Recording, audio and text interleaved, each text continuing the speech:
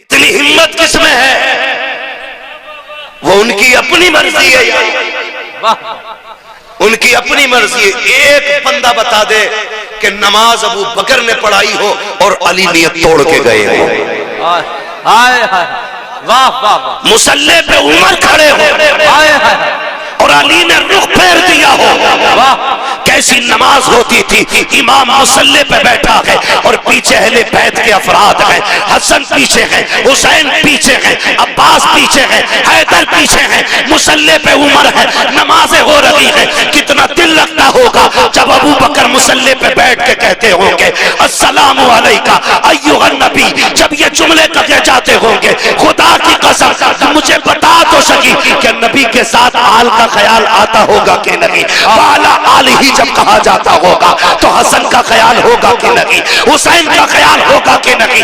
अबे वो तेरा नजरिया है जो यारों को लड़ा देता है, ये हमारा नजरिया है जो यारों को हाथ पकड़ के मुस्तफा के मदीने तक ले। नारे तकबीर, नारे रिसालत, अज़मते अहले बैत, अज़मते सहाबा।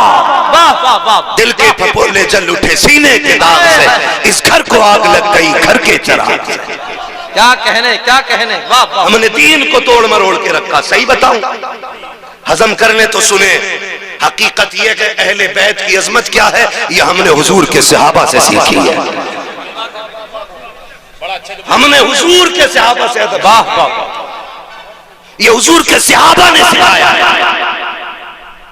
करबला में कितने शहीद हुए? बोले सलामत रहे। कितने? अभी सबकी आवाज नहीं आई है। मैं यकीन करता हूं कि इन 72 पे शक उसी को होगा जिसके अपने नुत्फे में शक होगा। अल्लाह अल्लाह। सीधी सी बात। कितने शहीद हुए? जोर से कितने? लेकिन कुछ जमातें मिलती हैं जो सिर्फ 2 ही नाम लेती हैं पूरे 10 दिन में। हाँ, बाकी 72 का नाम क्यों नहीं लेते भाई? और भी है ना, जिक्र सबके करो ना। सारे ही तो हुसैनी थे, सारे ही तो हुसैनी थे यार। और जानते हुसैन की फौज के सबसे बूढ़े सिपाही को हबीब इब्ने मुजाहिर कहा जाता है। वाह। हबीब इब्ने मुजाहिर। उमर बाज ने 72 साल लिखी है और बाज ने 76 साल लिखी है। ये हबीब कौन है? ये मेरे नबी का सहाबी है। वाह। कौन है? हुजूर के सहाबी। सहाबी है हुजूर के। उम्र मेरे इमाम की 6 बरस थी। बाज ने इनकी उम्र 14 साल लिखी है उस वक्त में और बाज ने 16 साल लिखी। लेकिन जानते हो करते क्या थे? जब हुसैन मदीने में चलते थे ना 6 साल की उम्र में, तो हबीब इब्ने मुजाहिर 14 साल की उम्र में पीछे पीछे चलते थे। जहां से इमाम का पैर उठता मिट्टी उठाते, सर पे डाल के उसको अपने सर का ताज बनाते। बात हुजूर की चौखट तक आ गई। महबूब एक बच्चा है, अजीब काम करता है मदीने में, कोई ऐसा करता ही नहीं। कहा क्या हुआ? कहा जब तेरा हुसैन चलता है ना, ये जो गोद में बैठा है शहजादा, जब ये चलता है ना तो वो पीछे पीछे चलता है, मिट्टी उठा के सर पे डालता है। हुजूर ने फरमाया बुलाओ हबीब को, बुलाओ हबीब को। खबर पहुंची, हबीब इब्ने मुजाहिर खाना खा रहे थे। किसी ने कहा हुजूर ने बुलाया है। जो लुकमा जहां था वहीं छूट जाता है। उठ के दौड़े लग गई। जो बुलाने आया था उसने कहा ठहर यार, रुक तो सकी। मुजरिम को जब खबर होती है कि तेरी शिकायत अदालत में हो गई है, उसके पैर कांप जाते हैं। तू है कि मुझसे आगे जा रहा है। तो हबीब इब्ने मुजाहिर ने कहा था वो और बारगाहें होती है जहां बुला करके जलील किया जाता है। यह उस नबी की बारगाह है जहां मुजरिमों को सीने से लगा के इज्जतें अता की। नारे तकबीर, नारे रिसालत, जिक्र शहीद आजम, मसलके आला हजरत। क्या बात है। वाह वाह। थोड़ा सा बताना चाहता हूँ। हबीब इब्ने मुजाहिर पहुंच गए हुजूर के पास। हुजूर ने फरमाया हबीब इधर आओ। जी या रसूल अल्लाह। ये कौन है? पहचानते हो? जी। कौन है? कहा आपका नवासा है, अली का शेर है। का तुम जानते हो? कहा जी। का तुम्हारी शिकायत लगी है क्या? कि जब ये चलते हैं तो तुम पीछे पीछे चलते हो? जी या रसूल अल्लाह। मिट्टी उठाते हो इनके पैर के नीचे की? जी। का सर पे डालते हो? कहा जी। हुजूर ने फरमाया क्यों करते हो? हबीब इब्ने मुजाहिर की आंख में आंसू आ गए। कहने लगे हुजूर मैं ही करता हूं पूरे मदीने में। कहा हाँ। कहने लगे वजह यह है कि पूरा मदीना इनसे प्यार करता है, लेकिन मैं हुसैन से इश्क करता हूँ। हाय हाय हाय, वाह वाह वाह वाह, हुजूर मैं इनसे इश्क करता हूँ। क्या कहने, वाह। आका चूमेगी दुनिया, इनको सूंघेगी दुनिया, इनको सीने से लगाएगी दुनिया, मगर महबूब ये मेरा इश्क है कि इनके कदमों से लगने वाली खाक भी मेरे सर का ताज नजर आती है। सरकार अब जो चाहे सजा दे दे। फिर नबियों का इमाम अपनी जगह पे उठ के खड़ा हुआ है। मेरे सरकार ने बाजू फैलाए, फरमाया मेरे सीने से लग जा, मुझे बता तो सकी, जिससे मदीने का जिक्र कर दो वो मदीने के लिए तड़पता है। मेरे हबीब की चौखट पे जो जाए वो उनके मीनार देख कर रोता है, जो उनके रोजे तक पहुंचे उसके दिल की धड़कन बढ़ जाती है। हाँ हाँ, अभी जिक्र मदीने का किया था, मेरे भाई इम्तियाज ने कुछ दिन पहले भी गए थे, हुजूर का मदीना देख करके आए हैं। अभी मैंने देखा नहीं है, देखने वालों ने बताया है कि जो मुस्तफा के मदीने में 8 दिन गुजार देते हैं, जब पलट के आते हैं तो इस दर्द से रोते हैं कि लोग जवान बेटे की मैयत पे ऐसे नहीं रोते जैसे मदीने से बिछड़ने वाले उनके रोजे पे रोया करते हैं। वो कहा था किसी ने, लौटा के मदीने से उबैद अपना बदन ही, जो रूह थी वो अब भी मवाजा पे खड़ी। हाय हाय, क्या कहने, क्या कहने मुफ्ती साहब, वाह वाह वाह वाह यार।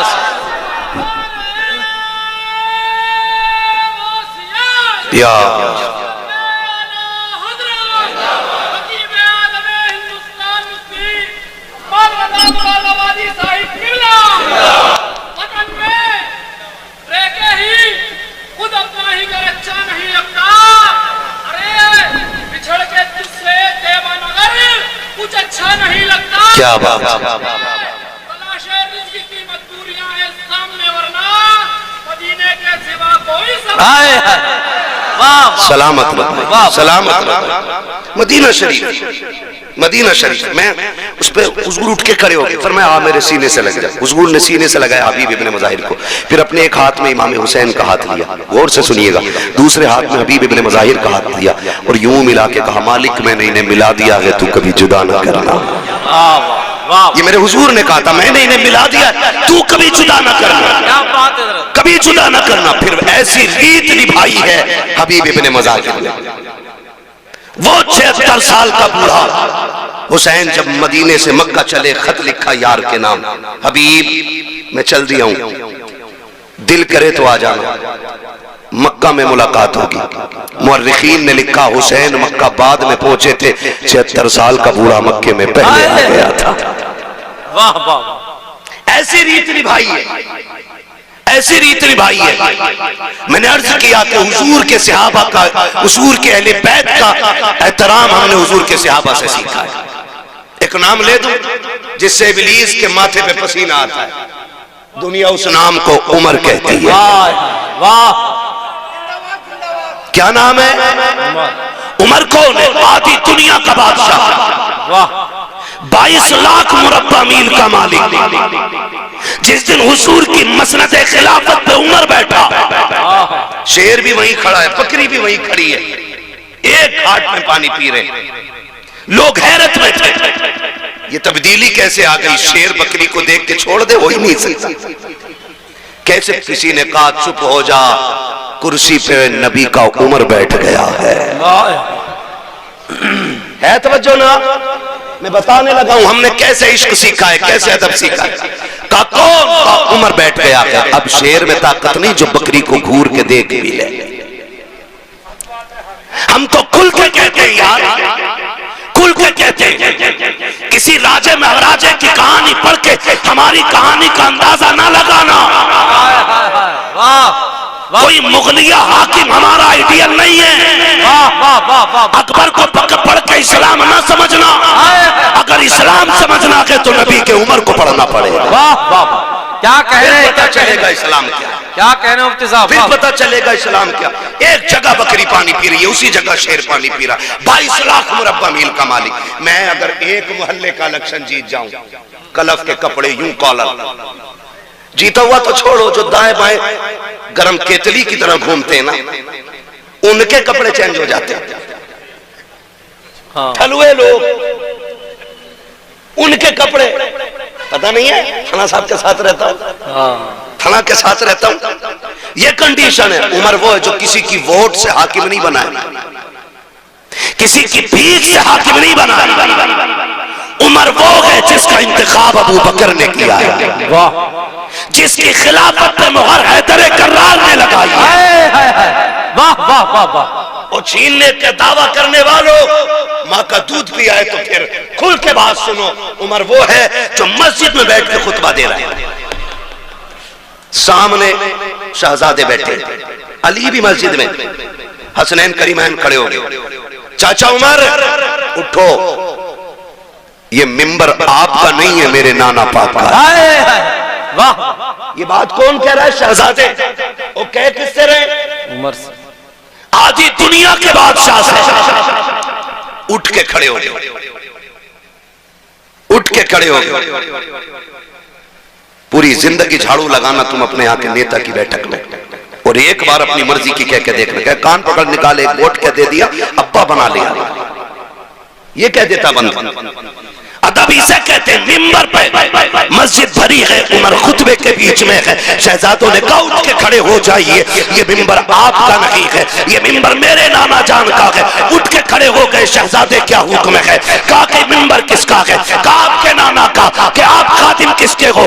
आपके नाना के। कहा ठीक है फिर बैठ जाइए। इतना कहा फिर उमर बैठे, और उसके बाद कहा था लोगों सुन लो, मुझे अली के बेटों ने बैठा दिया है, अब किसी की मां ने दूध नहीं पिलाया जो मिंबर से उठा। नारे तकबीर, नारे रिसालत, अज़मत अहले बैत, जिक्र शहीद आज़म, शान हजरत उमर।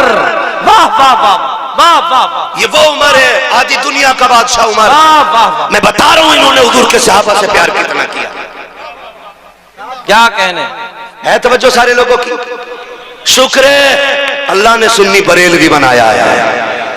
हम सीना पीट के अली अली नहीं कहते, हम सीना खोल के अली अली कहा करते हैं। वाह वाह वाह वाह।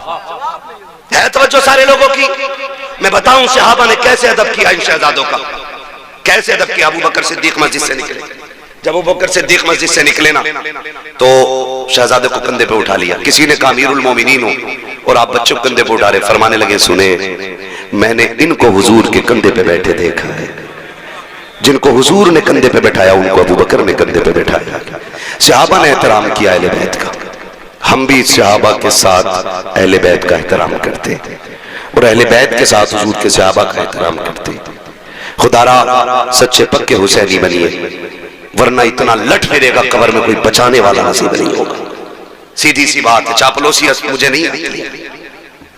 पूरा दीन, खुदा की कसम मैं अक्सर कहा करता हूं कि इस्लाम तेरी नब्ज न डूबेगी हश्र तक, तेरी रगों में खून है ज़हरा के लाल का, तेरी रगों में खून है ज़हरा के लाल का। हुजूर के कंधों पे सवारी करने वाले, हुजूर की गोद में बैठने वाले, जिनको कमर पे बैठा के हुजूर ने सजदा लंबा किया, उतनी अजमतों वाला हुसैन, इतनी अजमत दुनिया क्या जाने।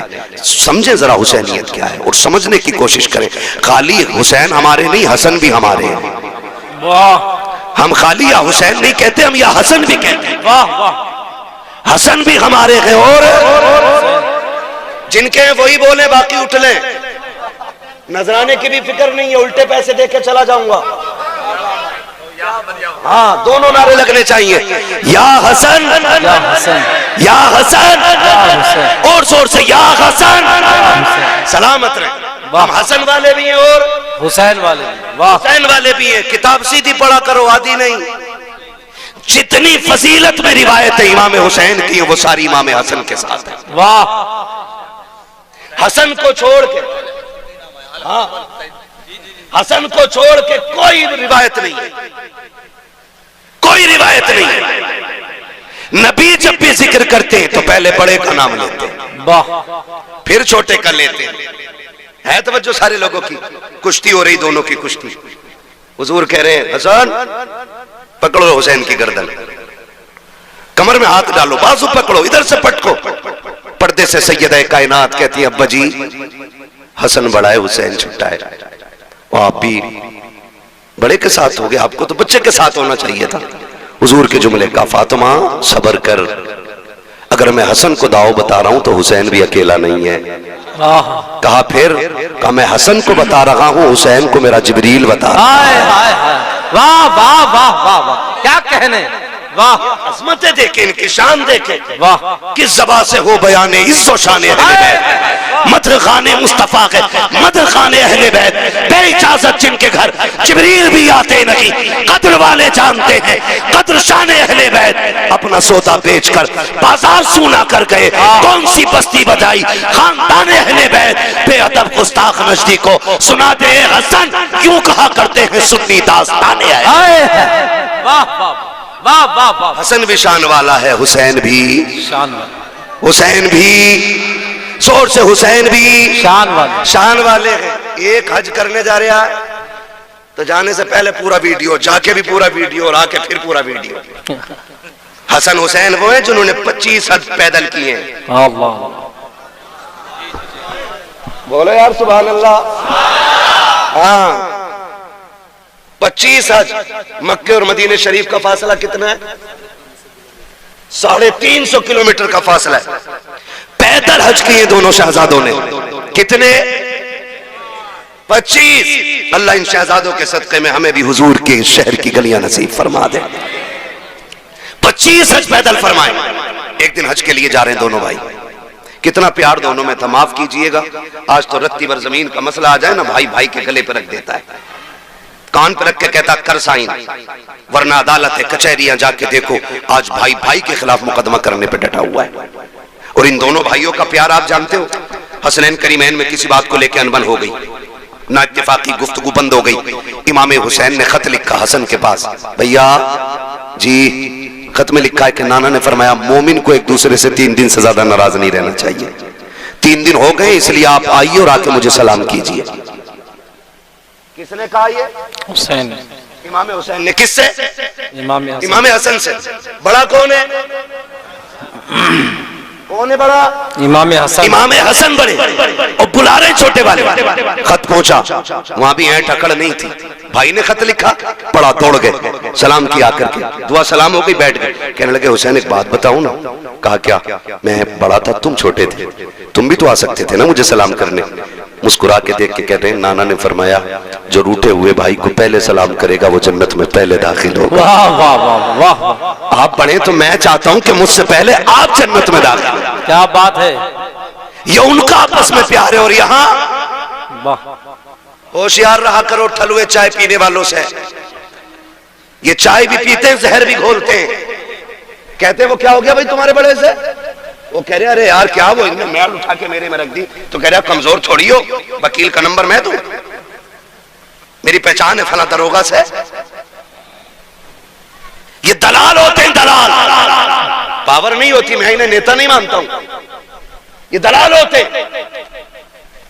अपने भी काम पैसे दे के कराते तो ये नेता नगरी नहीं, दलाली है। सही बात। कह रहा मेरी पहचान है, कर मुकदमा, तेरे बाप का क्या जाएगा। वो दोनों भाई कचहरी में पूरी जिंदगी गुजारेंगे। ऐसे लोगों से होशियार रहिए। दोनों भाई साथ हज करने के लिए जा रहे हैं। रास्ते में साहिल मिल गया, उसने कहा बड़ा परेशान था, मुसाफिर हूं, कुछ खाने पीने को नहीं है, शहजादों कुछ मिलेगा? दोनों भाइयों ने एक दूसरे का मुंह देखा, सारा ही उठा के दे दिया।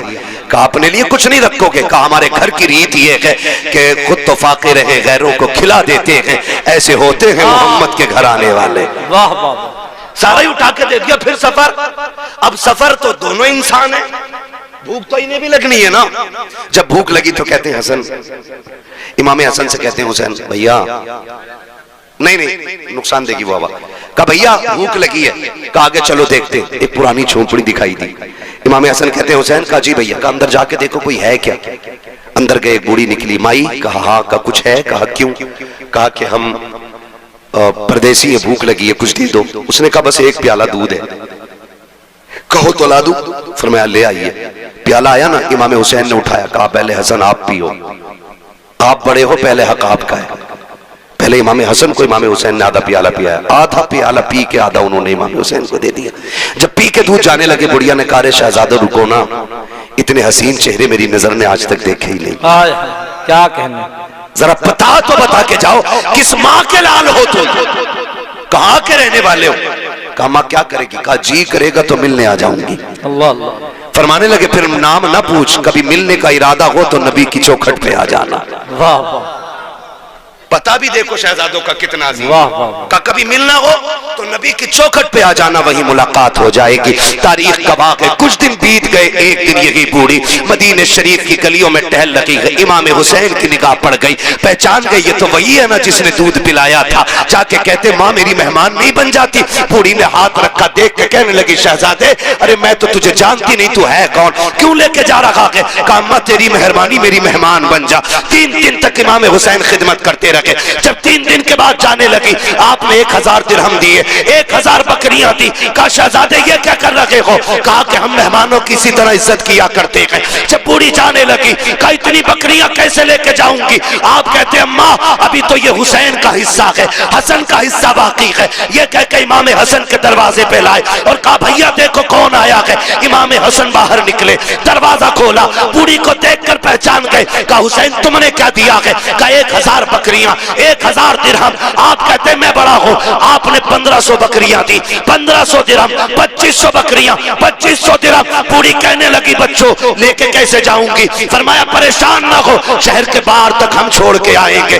उसके अलावा आपने उनके लिए मजदूर करके दिए ताकि वो सामान को उसके शहर तक, उसकी बस्ती तक पहुंचा सके। और जब आप छोड़ के जाने लगे, बुढ़िया कहती अब तो बता दो तुम हो कौन, मैंने तुम्हें जाना नहीं। तब मेरे इमाम ने कहा था अम्मी याद है ना एक दिन तो परदेसी तेरे दरवाजे पे आए थे, तूने एक प्याला दूध का दिया था। कहती अच्छा तुम उसी दूध का बदला दे रहे हो? कहा ना मां ये इस दूध का बदला नहीं है, ये तो हमारा हक था। और रह गई दूध की बात तो कयामत में बताएंगे, हाथ पकड़ के तुझे मैदाने महशर से जन्नत तक छोड़ के आए। नारे तकबीर, नारे रिसालत, शहीद आजम कॉन्फ्रेंस, मसलके आला हजरत। वाह, डरो मत यार, फूक जाएगा, पैसे दे देंगे, टेंशन मत। तवज्जो है सारे लोगों की? हाँ खुदा सलामत रखे। अच्छा तो ये नीचे वाली आवाज खोल दो ना, मॉनिटर वाली, नीचे वाली खोल दो, ऊपर वाली बंद कर दो चाहे। तवज्जो है सारे लोगों की? जरा कह देगा हुसैन या हुसैन, कौन देता के देने को मुंह चाहिए, देने वाला है सच्चा, जोर से देने वाला है सच्चा, देने वाला है सच्चा। हमारा नबी उसी नाना के नवासे हैं। इनकी सखावत पे बात करें तो बड़ा वक्त गुजर जाएगा। उससे सखी कौन होगा जिसने 6 माह का असगर दे दिया हो? उससे बड़ा सखी कौन होगा जिसने 18 साल का अकबर दे दिया हो? उससे बड़ा सखी ला के दिखाओ जिसने कुल कायनात दीन के लिए लुटा दी हो। माफ कीजिएगा, आज 10 मुहर्रम को हमने ना एक त्योहार बना रखा है। मेले लगते, मेले तमाशे होते, बहन बेटियां बेपर्दा निकल रही हैं, गैरत नहीं आती? हमारे मर जाने के लिए क्या ये संबल का जो तमाशा भी हुआ है, जो पूरी दुनिया जिस पे थूक रही है, क्या ये कम था? कब आंखें खुलेंगी हमारी? हाँ 5-5 मुस्लिम बच्चियां गैरों के साथ होटलों में पकड़ी गई। क्या ये डूब के मर जाने के लिए काफी नहीं था हमारे लिए? वो रामपुर का हादसा जिसने कसम से रोंगटे खड़े कर दिए, एक मुस्लिम बच्ची ने 100 मुस्लिम बच्चियां गैर कौम के बच्चों के हवाले की, और हम अब भी चोंचे लड़ा रहे बैठ करके। अभी हमारे झगड़े खत्म नहीं हो रहे भी। खुदारा बचाओ बेटियों को। 10 मुहर्रम के नाम पे क्या नंगे नाच नहीं नाचे जा रहे? कभी मेहंदी के नाम पे, कभी नियाज के नाम पे, कभी डोरी के नाम पे, कभी धागे के नाम पे, कभी चढ़ावे के नाम पे। बताओ कितनी बेटियों के दुपट्टे बचे सरों पे। जो बेटियां साल भर नहीं निकलती, 10 मुहर्रम को वो भी निकल गई घर से। कयामत में सैयदा ज़ैनब पूछेंगी गिरबान पकड़ के, बता हमने अपने 72 लाशें देखे थे लेकिन किसी ने करबला में हमारे सर के बाल नहीं देखे थे। होश है कुछ हमें? वो ख्याल करो, खुदारा 10 मुहर्रम को तमाशे का दिन ना बनाओ, अपनी ज़ानी अय्याशी का दिन ना बनाना, वरना कयामत में हुसैन को मुंह दिखाने के लायक नहीं बचेंगे हम लोग। गलत नहीं कह रहा हूं, ये वो कड़वी सच्चाई है जिसने कौम का बेड़ा गर्क करके रख दिया है। तुझे बताऊं हुसैन कौन है? सारे शहीद हो गए, एक एक लाश मेरा इमाम उठा के लाया, 71 लाश उठाई है। अपने खेमे के अंदर आए, बैठे हुए सैयदा ज़ैनब आई, बहन लगती है, बहन है हुसैन की। कौन है बहन? करबला में दो किरदार हैं, एक किरदार को हुसैनी कहा जाता है, दूसरे किरदार को ज़ैनबी कहा जाता है। मगर याद रखिएगा, ज़ैनब भी अली की शहजादी है, हुसैन भी अली का शेर है। दोनों की परवरिश एक घर में है, दोनों की माँ एक है, दोनों का बाप एक है, दोनों का नाना एक है, दोनों का घराना एक है, दोनों की शानें बड़ी अजीम है। मैं अजमत और शान पे बात नहीं कर सकता, उतना वक्त नहीं है, मुझे अभी लंबा सफर करना। बस इतनी गौर से मेरी बात सुन ले। हुसैन खेमे में, सैयदा ज़ैनब आ गई। हुसैन खैर तो है? क्या बात है? आंख में आंसू थे। कहा क्यों रोए? कहा इस ख्याल ने रुला दिया, सबकी तैयारियां मां ने कराई है, काश मेरी भी मां फातिमा होती, आज हुसैन मां के हाथ तैयार होके जाता। कैसे जिगर गुर्दे के मालिक हैं ये लोग, कैसे हिम्मत वाले। काश मां फातिमा होती। हजरत फिजा आ गई, हुसैन दुख न कर, मेरे पास बेटा नहीं, तेरे पास मां नहीं, ऐसा कर तू मुझे मां मान ले, मैं तुझे बेटा मान लेती हूं। तैयारी हो रही है। हजरत फिजा एक चादर निकाल के लाई जो खातून जन्नत की चादर थी। कहा हुसैनी से सर पे बांध लो, इसी को मां की दुआ समझ लेना। हुसैन तैयार हुए, जाने लगे। फरमाया ज़ैनब जी भैया, का सारी औरतों की जिम्मेदारी तुम्हारे सर है। अगले जुमले सुनना। फरमाया था मेरी शहादत के बाद ज़ैनब मेरी लाश पे बेपर्दा ना आना। किसने कहा ये? बोलो। पूरी जिंदगी लंगर खाते खाते हो गई। काश समझो हुसैन की फिक्र को। कहा कि मेरी लाश पे नंगे सर ना आना। वो फरमाया ज़ैनब मैं करबला के मैदान जा रहा हूं, मुझे नाना का दीन बचाना है, तुझे फातिमा का पर्दा बचाना है। तुझे देख के लोग पर्दा सीखेंगे, मुझे देख के मुस्तफा का दीन सीखा जाएगा। मैं जा रहा हूं, लेकिन बेपर्दा मेरी लाश पे लाना। मुझे बताओ ताजिया बड़ा है कि हुसैन बड़े? बोलो। बोलते क्यों नहीं यार? मैं मुरव्वजा की बात नहीं करता, मैं उसकी बात करता हूं जिसकी इजाजत है, जिसकी इजाजत है, मैं उस ताजिए की बात कर रहा हूं। यानी कि मेरे इमाम के रोजे का नक्शा बनाओ तो नक्शे से रोजे के जात बड़ी है। बता तेरा रिश्ता बड़ा है या हुसैन का ज़ैनब से रिश्ता बड़ा है? बोलो। बोलते रहिए ताकि समझ में आए। मैं जानता हूं मैं कड़वा बोल रहा हूं, लेकिन मिजाज ही ऐसा मेरा, क्या करूं। मेरे बदन से ये कड़वाहट नहीं जाती, क्योंकि ना मैं चापलोसों में रहा हूं और ना मुझे चापलोसी आती है। मिजाज ऐसा है, इतना कड़वा बोल के जाऊं ताकि कब्र तक नहीं, आखिरी सांस तक तुम्हें मेरी एक एक बात याद रहनी चाहिए। बताओ रिश्ता मेरा हुसैन से ज्यादा है कि ज़ैनब का ज्यादा है? किसका? ज़ैनब। हजरत ज़ैनब का। हुसैन कह रहे आना मत। हुसैन कह रहे बहन मेरी लाश पे घोड़े भी दौड़े ना, तुम्हें पर्दा नहीं छोड़ना। अल्लाह। लाशों के टुकड़े हो जाए, तुम्हें पर्दा नहीं छोड़ना है। ये अहद मेरा इमाम अपनी बहन से ले रहा है। चलने लगे ना तो कहती है हुसैन जरा आओ ना, मैं तुम्हें चूम लूं। हर दिन ज़ैनब हुसैन के हाथ चूमती थी, आज हुसैन बड़े, बहन ने भाई का सीना चूमा। और हुसैन जब भी चूमते थे बहन की पेशानी चूमते थे, आज जब रुखसत हुई तो कलाई चूमी। हुसैन कहते हैं ज़ैनब आज तक तुमने कभी सीना नहीं चूमा, आज क्यों चूमा? फिर आप कहती हैं फिर आपने भी तो कभी मेरी कलाई नहीं चूमी, आज क्यों चूमी? बात बड़े दर्द की है। रिश्ते निभाना सीखो यार, निभाना सीखो। मेरा हुसैन कहता ज़ैनब मैंने कलाई इसलिए चूमी है कि मेरी शहादत के बाद इन्हीं हाथों में रस्सियां बांधी जाएंगी और इतनी सख्त बंदी होंगी कि वो खून छलक आएगा। हुसैन उस वक्त मक्तल में होगा, हुसैन उस वक्त शहीद हो चुका होगा। इसलिए पहले पहले उन कलाइयों को चूम रहा हूं जिन कलाइयों पे दीन की जिम्मेदारी रह जाएगी। कहा तुमने सीना क्यों चूमा? का हुसैन मैं जानती हूं कि तेरी शहादत के बाद मुझे पर्दा नहीं छोड़ना है, तेरे सीने पे घोड़े दौड़ेंगे, मैं पर्दा छोड़ के बाहर नहीं आऊंगी। हुसैन मैं पहले पहले तेरा सीना चूम रही हूं। जब बहन को रुखसत किया हुसैन ने कहा जाओ अब तुम्हारा खुदा हाफिज है। जिस घोड़े पे मेरा हुसैन बैठा, मुअर्रिखीन ने लिखा उस घोड़े का नाम मुर्तजिज था। क्या नाम था? मुर्तजिस वो घोड़ा है जो यमन के बादशाह ने मेरे हुजूर को तोहफे में दिया था, और हुजूर ने वो घोड़ा हजरत अली को तोहफे में दिया था, और फिर हजरत अली की मीरास तकसीम हुई तो फिर ये घोड़ा इमाम हुसैन के हिस्से में आया। इस घोड़े की खासियत ये थी, जब इसमें मेरा इमाम बैठता था तो ये हवा से बातें करने लगता था। लोग कहते ये कैसे हो सकता है? मैंने कहा तुझे पता है हलीमा की बीमार ऊंटनी पे मेरा नबी बैठता है तो वो हवा से ज्यादा तेज चलती है, फिर मुर्तजिस पे तो मेरा हुसैन बैठा करता था। हाँ, वो ऊंटनी इसलिए तेज चलती थी क्योंकि उसके ऊपर नबियों का इमाम बैठा है, और मुर्तजिस इसलिए दौड़ता था, ये कहता था मेरा नसीब देखो, मेरे ऊपर वो बैठा है जो नबियों के इमाम के कंधे पे बैठा है। वाह वाह वाह वाह, सुभान अल्लाह, सुभान, मेरे ऊपर वो बैठा, क्या कहने, कंधे के ऊपर बैठा रहा है, आज वो मेरे ऊपर बैठा। ये मुर्तजिस की आदत थी, लेकिन आज जब मेरा इमाम आया ना, मुर्तजिस पे बैठे। कोई भी हो, परदेश जाते हो ना, अपनों की आंख में आंसू होते। मैं हर बंदे से बात करना चाहता हूं, करबला कोई किस्सा नहीं है, गढ़ी हुई कहानी नहीं है।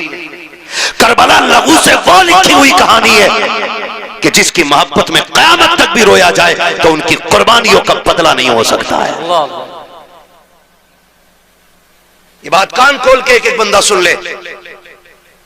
कोई जितनी चाहे नहीं तहकीक लेकर के आ जाए, हमारे लिए आला हजरत की तहकीक काफी है। हमारे इमाम ने लिखा कि 3 दिन के भूखे प्यासे शहीद हुए, तो हम किसी की ये तहकीक मानेंगे नहीं कि वो गुस्ल करके करबला में गए थे। ये भी बोला है लोगों ने, इम्तियाज भाई जी, अभी इस पे भी तबसरे चल रहे हैं। मैं कहता हूं करबला को समझिए। एक साहब तो ये कह रहे बस इतना कहो कि करबला में दर्द के साथ शहीद हो गए, बात खत्म कर दो।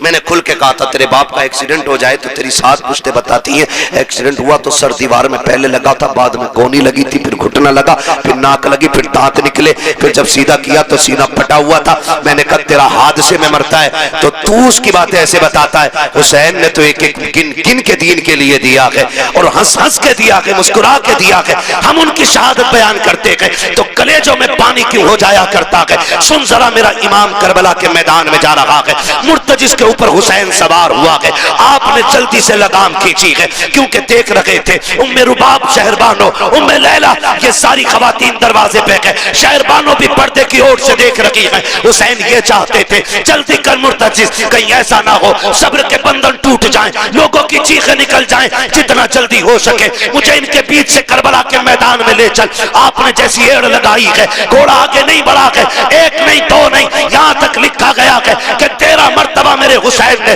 घोड़े को एड़ लगाई, लेकिन आगे नहीं बढ़ा। जब आगे नहीं गया था, मेरे इमाम ने कहा था मुर्तजिस हम जानते हैं कि तूने भी 3 दिन से पानी नहीं पिया है, लेकिन सुन हम करीम इब्ने करीम हैं, किसी पर ज्यादती नहीं करते हैं, चाहे तेरी मर्जी है। हुसैन तुझे इजाजत देता है, चाहे तो नहरे फुरात जाके प्यास बुझा ले, चाहे तो कूफा चला जा, चाहे तो शहर मदीना चला जा, चाहे तो मक्का लौट जा, तेरी मर्जी है। ये कह के जैसी आपने जीन से पैर निकाला है, मुर्तजिस की आंख में आंसू आ गए। वो कुछ कहना चाहता था लेकिन ना कह सका, गोया उसने दुआ मांगी, अल्लाह मुझे बोलने की ताकत दे दे, अगर आज भी मैं ना बोला कयामत तक के लिए रुसवा हो जाऊंगा। अल्लाह ने उस मुर्तजिस को कुव्वत गोयाई अता की। लोग कहते हैं घोड़ा कैसे बोल सकता है, मैं कहता हूं अगर असहाबे कहफ के कुत्ता बातें कर सकता है तो हुसैन का घोड़ा बातें क्यों नहीं कर सकता। नारे तकबीर, नारे रिसालत, जिक्र शहीद आजम, मसलके आला हजरत। वाह, बिल्कुल पट कर दिया है भाई। तवज्जो है सारे लोगों की। चलूं थोड़ा सा आगे, जरा कहते हैं या हुसैन, और जोर से या हुसैन, या हुसैन। भाई थोड़ा रहम करो यार, नीचे वाले तो खोल दो कम से कम। तवज्जो है सारे लोगों की, और जोर से है। नहीं नहीं आप न डरिएगा, अभी तक किसी सुभान अल्लाह कहने वाले को पुलिस ने नहीं पकड़ा है, और ना कोई सुभान अल्लाह कहने की वजह से मरा है। और जिसने जोर से या रसूलुल्लाह कहा उसका बिजली का बिल ज्यादा थोड़ी आया है। फिर बोल क्यों नहीं रहे, जरा बोलो या हुसैन, या हुसैन। हाँ, तवज्जो है ना सारे लोगों को। बहुत गौर से सुनिएगा। हुसैन मुर्तजिस पे घोड़े पे सवार है, कह रहे तेरी मर्जी है, चाहे नहरे फुरात चला जा, चाहे जाके पानी पी ले, प्यास बुझा ले। ये कह के जब पैर निकालने लगे ना, मुर्तजिस को अल्लाह ने कुव्वत गोयाई अता की। उसने कहा हुसैन तू आका है, मैं नौकर हूं, उन नौकरों को ये ताने नहीं दिए जाते। कहा फिर चलता क्यों नहीं? कहा मेरी मजबूरी बन गई है। कहा कौन सी मजबूरी है? कहा मेरी मजबूरी यह है हुसैन, मुझे प्यास का ताना न दे। किसने कहा कि मुझे प्यास का एहसास है? मुझे पता है सुबह से 71 लाशें लाके आप थक गए हो। मैं जानता हूं अभी खेमे में सकीना प्यासी है, उम्मे रुबाब प्यासी है, शहरबानो प्यासी है, खानवादे नबुव्वत की शहजादियां प्यासी है, फिर मैं पानी का जिक्र करूं? कहा फिर चलता क्यों नहीं? कहा मजबूरी है। कहा क्या? कि तू एक बार कहता चल, जरा मुड़ के खेमे की तरफ देख, तेरी सकीना 2 बार हाथ उठा के कहती है मुर्तजिज मेरे बाबा को अभी न लेके जाना, जो गया है वो वापस नहीं आया है।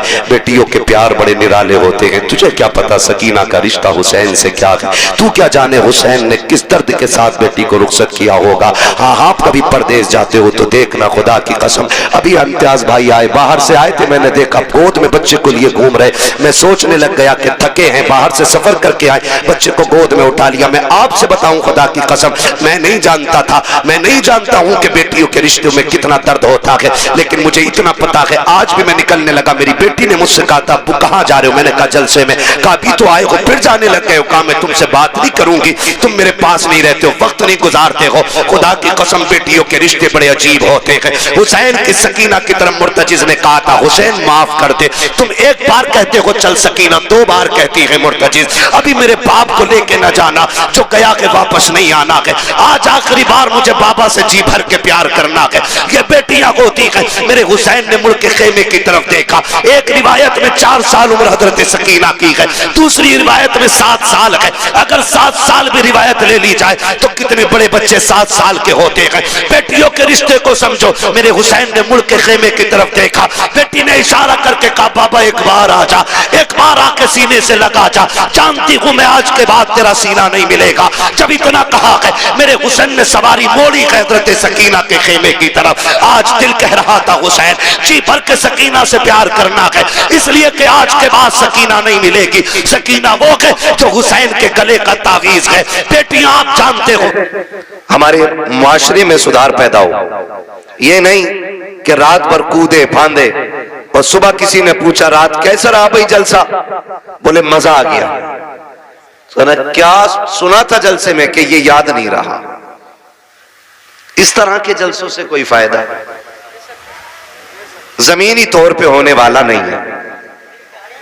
ठीक है, इसलिए मैं आपसे कहूंगा कि जितनी देर बैठे ना इस नजरिए से बैठे कि बात सच्ची होगी तो दिल पे लिख के लेके जाएंगे, लिखेंगे इंशाल्लाह। सर न हिलाइए, अब हर जगह पढ़े लिखे लोग हो गए। यहां पे स्कूल है स्कूल, मदरसा है, हाँ जी, तो फिर सर हिलाने की जरूरत क्या पड़ गई? अगर जबान अल्लाह ने दी है ना तो फिर बोल के बात होनी चाहिए। लिखेंगे इंशाअल्लाह बातें दिल पे, और कड़वी लग जाए तो मेरी मुझे वापस कर जाना, मैं अपनी बात वापस ले लूंगा। क्या खो गया भाई? तलाश करा दो जाओ। फिर मैं वहीं से सफर का आगाज करूं। वो जो न थे साथ में, और बोले जरा सामने वाले, वो जो न थे। देखो आप बैठे हो ना, इसलिए आराम से बैठे हो कि आपको दिक्कत नहीं है, इसलिए बोल भी नहीं रहे हो, पुरसुकून हो। अगर आपको बोलना नहीं है ना तो आप पीछे हट जाइए। जो लोग पीछे खड़े हैं ना मैं उन्हें आगे बैठा लूं। आराम की कदर वही जानता जो मुसीबतें उठाए हुए होता है ना। तो फिर बेदारी पैदा करें, मेरे साथ में और बोले वो जो न थे वो जो न हो, जान है वो जहान की। इतना अच्छा तुम लोगों ने वाकई पढ़ा है बच्चों। मैं सोच रहा था कि ये बच्चे वो हैं जो अक्सर नात सुनते हैं, ऐसा ही है ना, नात सुनते हैं ना, तभी तो नात याद थी।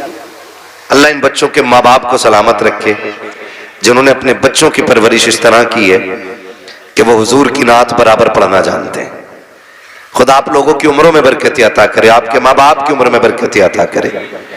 कुल कायनात हुजूर के सदक़े में बनाई गई है। अगर हुजूर ना होते तो कुछ नहीं होता।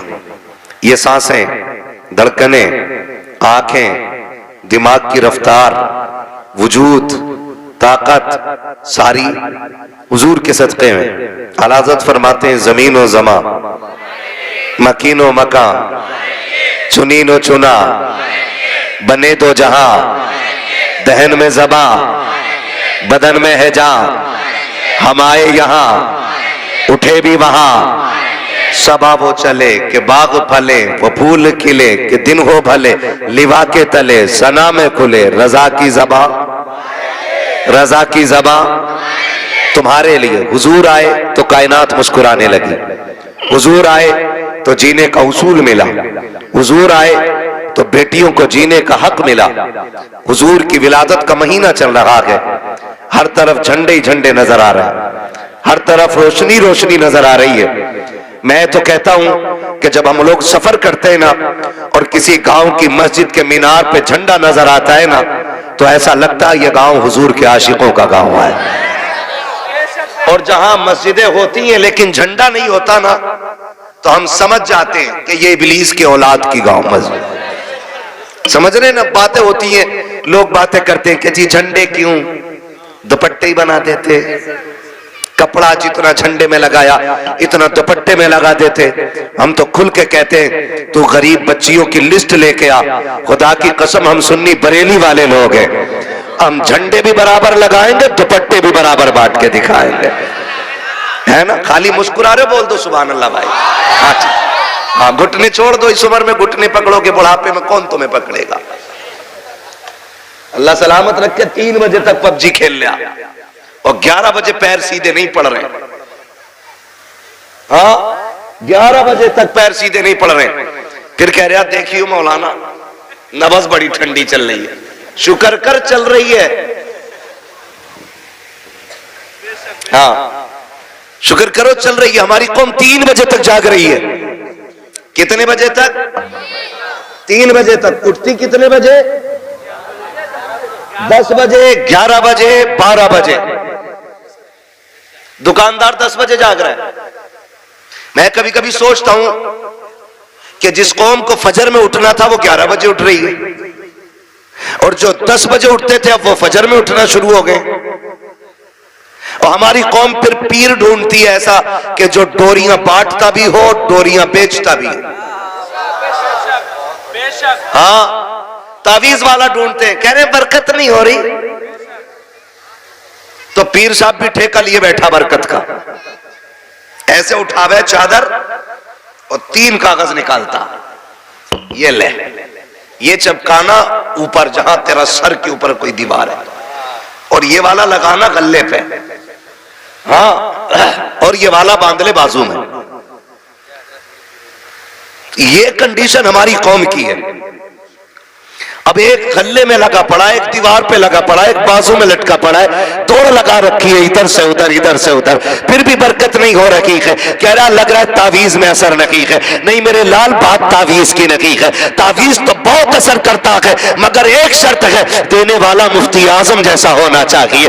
तावीज बड़ा असर करता है, लेकिन देने वाला ताजुल शरिया जैसा होना चाहिए। का फिर तावीज में बरकत क्यों नहीं है? वजह सिर्फ इतनी है, न लेने वाला सही है, न तावीज देने वाला सही है। का मेरे घर के झगड़े मिटा दो, और जाके भी उससे कहा जिसकी बीवी से 6 महीने से नहीं बनती है, मुझे बता तो सही, जिससे घर नहीं सवारे जाते वो तकदीरें क्या सवारेगा। अगर बरकतें चाहते हो सुबह उठो, मस्जिदों में चले जाओ, फजर पढ़ के सजदा करके रब को रो के दिखा दो, खुदा करम के दरवाजे खोल के तुम्हें दिखा दो। नारे तकबीर, नारे रिसालत, मसलके आला हजरत, बस्ती बस्ती करिया करिया, बस्ती बस्ती करिया करिया, नारे तकबीर। भाई साउंड को ऐसा कर दो, मैं तेज हूं तो इसका गला ना घुटे, या तो इसमें करंट पूरा नहीं आ रहा है जो ये मेरी आवाज से बैठने लग रहा है। हाँ क्यों ना प्रधान जी? नया नया ना, कोई बात नहीं, बोल बहुत अच्छा रहा है, बोल बहुत अच्छा रहा साउंड, ऐसा नहीं बोलने में कमी नहीं है, शायद मशीन की पावर की वजह हो सकती है। बोल अच्छा रहा, ठीक है ना? आप लोग समझ के मेरी बात। तो हम 11 बजे सो कर उठ रहे हैं, बरकत होगी। अच्छा, ये 10 बजे दुकान खोलना किसका तरीका है? किसका? ईसाइयों का। क्यों? क्योंकि उनका मानना यह है कि उनके नबी हजरत ईसा 10 बजे पैदा हुए, इसलिए वो 10 बजे दुकान खोलते। और और हमारे नबी किस वक्त पैदा हुए? जोर से यार, अरे सारे सुन्नी बरेलवी बैठे हैं ना, है तो टेंशन क्यों ले रहे हो? मिलाद को तो पता होगा ना हुजूर किस वक्त तशरीफ लाए? किस वक्त तशरीफ लाए? सुबह सादिक के वक्त। सुभान अल्लाह। हाँ बोल सकते हो आप भी। पता मेरे बेटे क्रिकेट टीम में कितने खिलाड़ी होते? 11। कितने होते? हमारे नबी किस टाइम तशरीफ लाए? क्या बात है जी, ये कौम झंडे लहराएगी इस्लाम के। आज रबीउल अव्वल शरीफ की कितनी तारीख है? 17 हो गई ना। और पहली ही तारीख से सरकार की आमद के नारे लग रहे हैं कि नहीं? आवाज आती है नात खानी मौत भी हमसे छुड़ा सकती नहीं, कब्र में भी मुस्तफा के गीत गाते जाएंगे, है ना भाई? तो किस टाइम हुजूर तशरीफ लाए? सुबह सादिक के वक्त। तुम सुन्नी को किस वक्त उठना चाहिए? और उठ कितने बजे रहा है? लानत नहीं बरसेगी तो रहमत किधर से आएगी? अल्लाह को नाराज करके और फिर आगे बढ़ने की सोचते हैं हम लोग। सुन, फजर पढ़, सजदे करके रब को रोके दिखा। अल्लाह राजी हो गया ना तो किसी डोरी की जरूरत नहीं है, और रब नाराज है ना तो तावीज नहीं, पूरा पीर गले में लटका लेना। पीर भी फाके से मरेगा, मुरीद भी फाके से मरेगा। रोजी कौन देता है? रोजी कौन देता है? बोलो जोर से, रोजी कौन देता है? रज़्ज़ाक कौन है? क्यों भूल जाते हो यार? रज़्ज़ाक कौन है? जब अल्लाह रज़्ज़ाक है उसे कितना राजी किया हमने? किसी बच्चे से पूछो क्या बजे उठा के? 11 बजे। क्यों? तेरे अब्बा ने नहीं उठाया? कि अब्बा 12 बजे उठे थे। हाँ, तेरे अब्बा क्या कर रहे थे?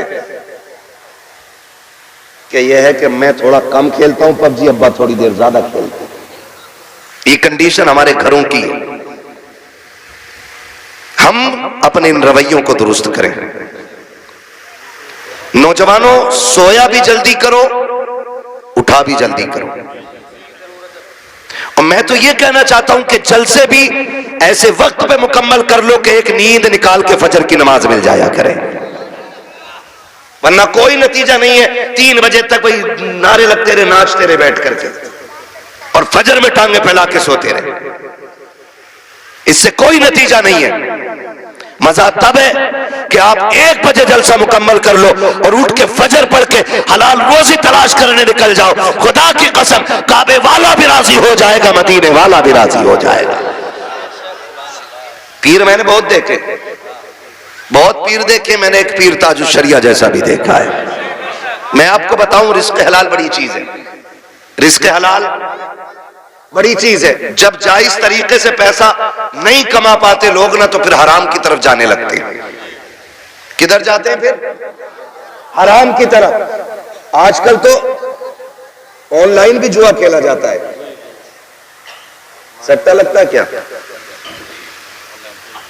ऑनलाइन? वो कोई माई ड्रीम 11 ये एक किस्म का, ये भी एक जुआ है। नौजवान सुबह से शाम तक लगे रहते हैं। कोई किसी पे इशारा मत करो भाई, कहीं ना कहीं कमियां सब में। किसी को खास न करो। मैं तो अपने सारे भाइयों को बस आगाह कर रहा हूं अपनी राय से, ताकि समझ में बातें आ जाएं। बस थोड़ी सी करने लगा। अगर हलाल तरीके से हम नहीं कमा पाते ना, तो फिर शॉर्टकट के लिए हराम रास्ता लेते हैं। और जब रिस्क हराम होता है ना, तो फिर नस्लें बर्बाद हो जाया करती हैं। जब हराम रिस्क होता है तो नस्लें बर्बाद हो जाती हैं। कैसे? खेती कितने लोग करते हैं? जरा हाथ उठा के बताते हैं मुझे। खेती, किसानी। अच्छा, 2 ही किसान बैठे हैं, बाकी सब जमीन से अलग है। खेती खेती खेती। जमीन किस किस के पास है? एनआरसी होने वाला है, कागज तैयार रखना। जमीन सबके पास है ना? तो फिर हाथ उठा के बताएं कितने लोग खेती करते हैं? हाँ जी, करते हैं ना इतने लोग। अब ये मेरा साथ देंगे। फसल खड़ी हो और गलत दवा डाल दो तो फसल बचेगी? बोलो, अगर गलत दवा से फसल खराब हो जाती है ना, तो याद रखो गलत रोजी से नस्ल खराब हो जाती है। जिस तरह गलत दवा से फसल खराब होती है, उसी तरह गलत रिस्क से, गलत खाने से नस्ल खराब हो जाती है। नस्ल कैसे खराब होती है? नंबर एक, बेटियां फर्माबरदार नहीं रहती। नंबर दो, औलाद में न बेटे माँ बाप की इज्जत करते और न बेटियां। फिर बेटा जूती लेके खड़ा होता बाप के मुंह पे, फिर बाप कहता जी संभालो मेरे बेटे को। मौलाना 6 साल का हो गया है, 8 साल का हो गया है, ये देखो गालियां देता है हमें। मैं कहता हूं मेरे दोस्त, ये जिम्मेदारी मौलवी की नहीं कि तेरे बेटे को संवारेगा। बाप की जिम्मेदारी होती है कि औलाद को संवारे। और औलाद कैसे संवारी जाती है? बुजुर्गों की सीरत पढ़ा करें तो पता चलता है। खुदा की कसम खा के कहता हूं, जब रोटियां बनाने वाली मां दुरूद पढ़ के रोटी बनाती है ना, तो फिर बेटा अख्तर रजा था जो शरिया बना करता है। रोटियों का भी बड़ा असर होता है, लेकिन दुरूद तो बड़ी बात है। आज बहन के सर पे दुपट्टा ही नहीं, आटा गूंद रही है, दुपट्टा ही नहीं है, चूल्हे पे खाना बन रहा है। और जिस खाने को बगैर दुपट्टे के बनाया जाता है ना, फिर उस खाने से बरकतें उड़ जाया करती हैं। कहीं ना कहीं हम सब में कमी है। कोशिश ये करें हम कि अपने रवैये बदलें। पहली बात तो ये है, जल्दी सोएंगे और जोर से जल्दी सोएंगे और जल्दी उठेंगे। गांव के जिम्मेदारों पे ये लाजिम है कि गांव की कोई दुकान आपकी 9 बजे के बाद खुलती है तो बंद कराइए उसे। कोई बुरा ना माने कि मेरी दुकान बंद करा रहा है। अगर कोई भी चाय की दुकान ज्यादा खुल रही है, बंद कराइए। ये जमीनी तौर पे काम करना जरूरी है, वरना हमारी नस्ल को मिटने से कोई नहीं बचा सकता है, बर्बादी से कोई नहीं बचा सकता है। आप अपनी दुकानों को, देर तक खुलने वाली दुकानों को बंद करो, और वो दुकानें जो देर से खुलती हैं उन्हें जल्दी खुलवाइए। मैं तुम्हें बताऊं, मुसलमान को सुबह सादिक का वक्त दिया गया है। अगर मुसलमान सुबह सादिक में उठ के दुकान खोले ना, जब तक गैर आके 10 बजे दुकान खोलेंगे, अल्लाह 10 बजे तक मोमिन के रिज्क का इंतजाम फरमा देगा। लेकिन अकीदे पक्के होने चाहिए। हुजूर किस वक्त तशरीफ लाए? जोर से किस वक्त? तो किस वक्त उठना चाहिए? सुबह सादिक के वक्त उठ जाना चाहिए। फिर फजर पढ़नी है, फिर हुजूर पे दुरूद पढ़ना है, फिर जाके दुकान खोलो। देखो रब रोजी देता है कि नहीं। अल्लाह इतनी रोजी देगा कि नस्लों से सवारी नहीं जाएगी। हुजूर किस तारीख में तशरीफ लाए? हुजूर आए तो बेटियों को शऊर मिला। हुजूर आए तो वो बेटियां जो जिंदा दरगोर की जाती थी, अल्लाह ने उन बेटियों को जीने का हक अता किया। मैं गुजारिश करना चाहता हूं एक एक बेटी से, और मेरा तो चैलेंज रहता है, जिन्हें झंडों से चिढ़ है ना, मैं कहता हूं सुने, झंडा क्यों नहीं लगाते? का शिर्क है, बिदअत है। और मैं कहता हूं हर वो शख्स झंडा लगाए जिसके घर में बेटियां मुस्कुरा रही हैं। हर वो शख्स झंडा लगाए जिसके घर में बेटियां मुस्कुरा रही हैं। हर उस शख्स पे लाजिम है कि झंडा लगाए जिसके घर में दुआएं देने वाली मां मौजूद है। हर वो शख्स हुजूर का झंडा लगाए जिसके घर में बाप जैसी दौलत मौजूद है। हाँ, मैं तो वहाबियों से भी कहना चाहता हूं, अगर हुजूर ना होते ना तो तुम्हारे घर में बेटियां नहीं होती। अगर हुजूर ना होते ना तो दुआएं देने वाली मां नहीं होती। अगर हुजूर ना होते तो झोली फैलाने वाला बाप नहीं होता। ये इतनी बड़ी बड़ी दौलतें मिली है तो 12वीं वाले मुस्तफा के सदके में मिली है। हुजूर आए हैं तो बेटियां मिली हैं। और बेटियों से भी हाथ जोड़ के गुजारिश करना चाहता हूं, जब कभी तेरा जी चाहे ना बेटी कि तू फैशन के नाम पे दुपट्टे सर से उतारे, कभी तेरे दिल में ख्याल आए कि फला की बेटी ने ऐसा ड्रेस पहना है, मैं भी ऐसा ही ड्रेस पहनूंगी जिसमें गैरत का जनाजा निकलता हो, तो बाप का चेहरा बाद में देखना, मदीने वाले का चेहरा पहले देख लेना। इसलिए कि जिसके दीन से बगावत कर रही हो, उसी ने तुम्हें जीने का हक दिया है, उसी ने तुम्हें जिंदा रहने का अधिकार दिया है। अगर वो ना होता ना तो आज भी तुम जिंदा दफन कर दी जाती, आज भी तुम बोझ होती बाप के सीने पर, आज भी मुआशरे में कोई तुम्हारा वकार ना होता। मैं बेटियों से कहना चाहूंगा, खुदारा हुजूर के दिए हुए दीन की कदर करो। इसलिए कि एहसान तो सब पे है मुस्तफा का, लेकिन बहुत बड़ा एहसान आमिना के लाल ने आपके ऊपर किया है कि आपको जिंदगी बख्शी है, आपको जीने का हक दिया है। खुदा की कसम खा के कहता हूं, हुजूर नहीं आए थे ना तो औरत को इंसानों में से समझा ही नहीं जाता था। एक औरत को इंसान माना ही नहीं जाता था, जबकि वो मर्द को जन्म देती थी, मर्द को पालती थी, मर्द को पैदा करती थी, लेकिन उसको इंसान लोगों ने तस्लीम ही नहीं किया। कहा क्या है ये? कहा ये लोगों का दिल बहलाने का सामान है। किसी ने कहा नहीं ये पैर की जूती है, किसी ने कहा नहीं ये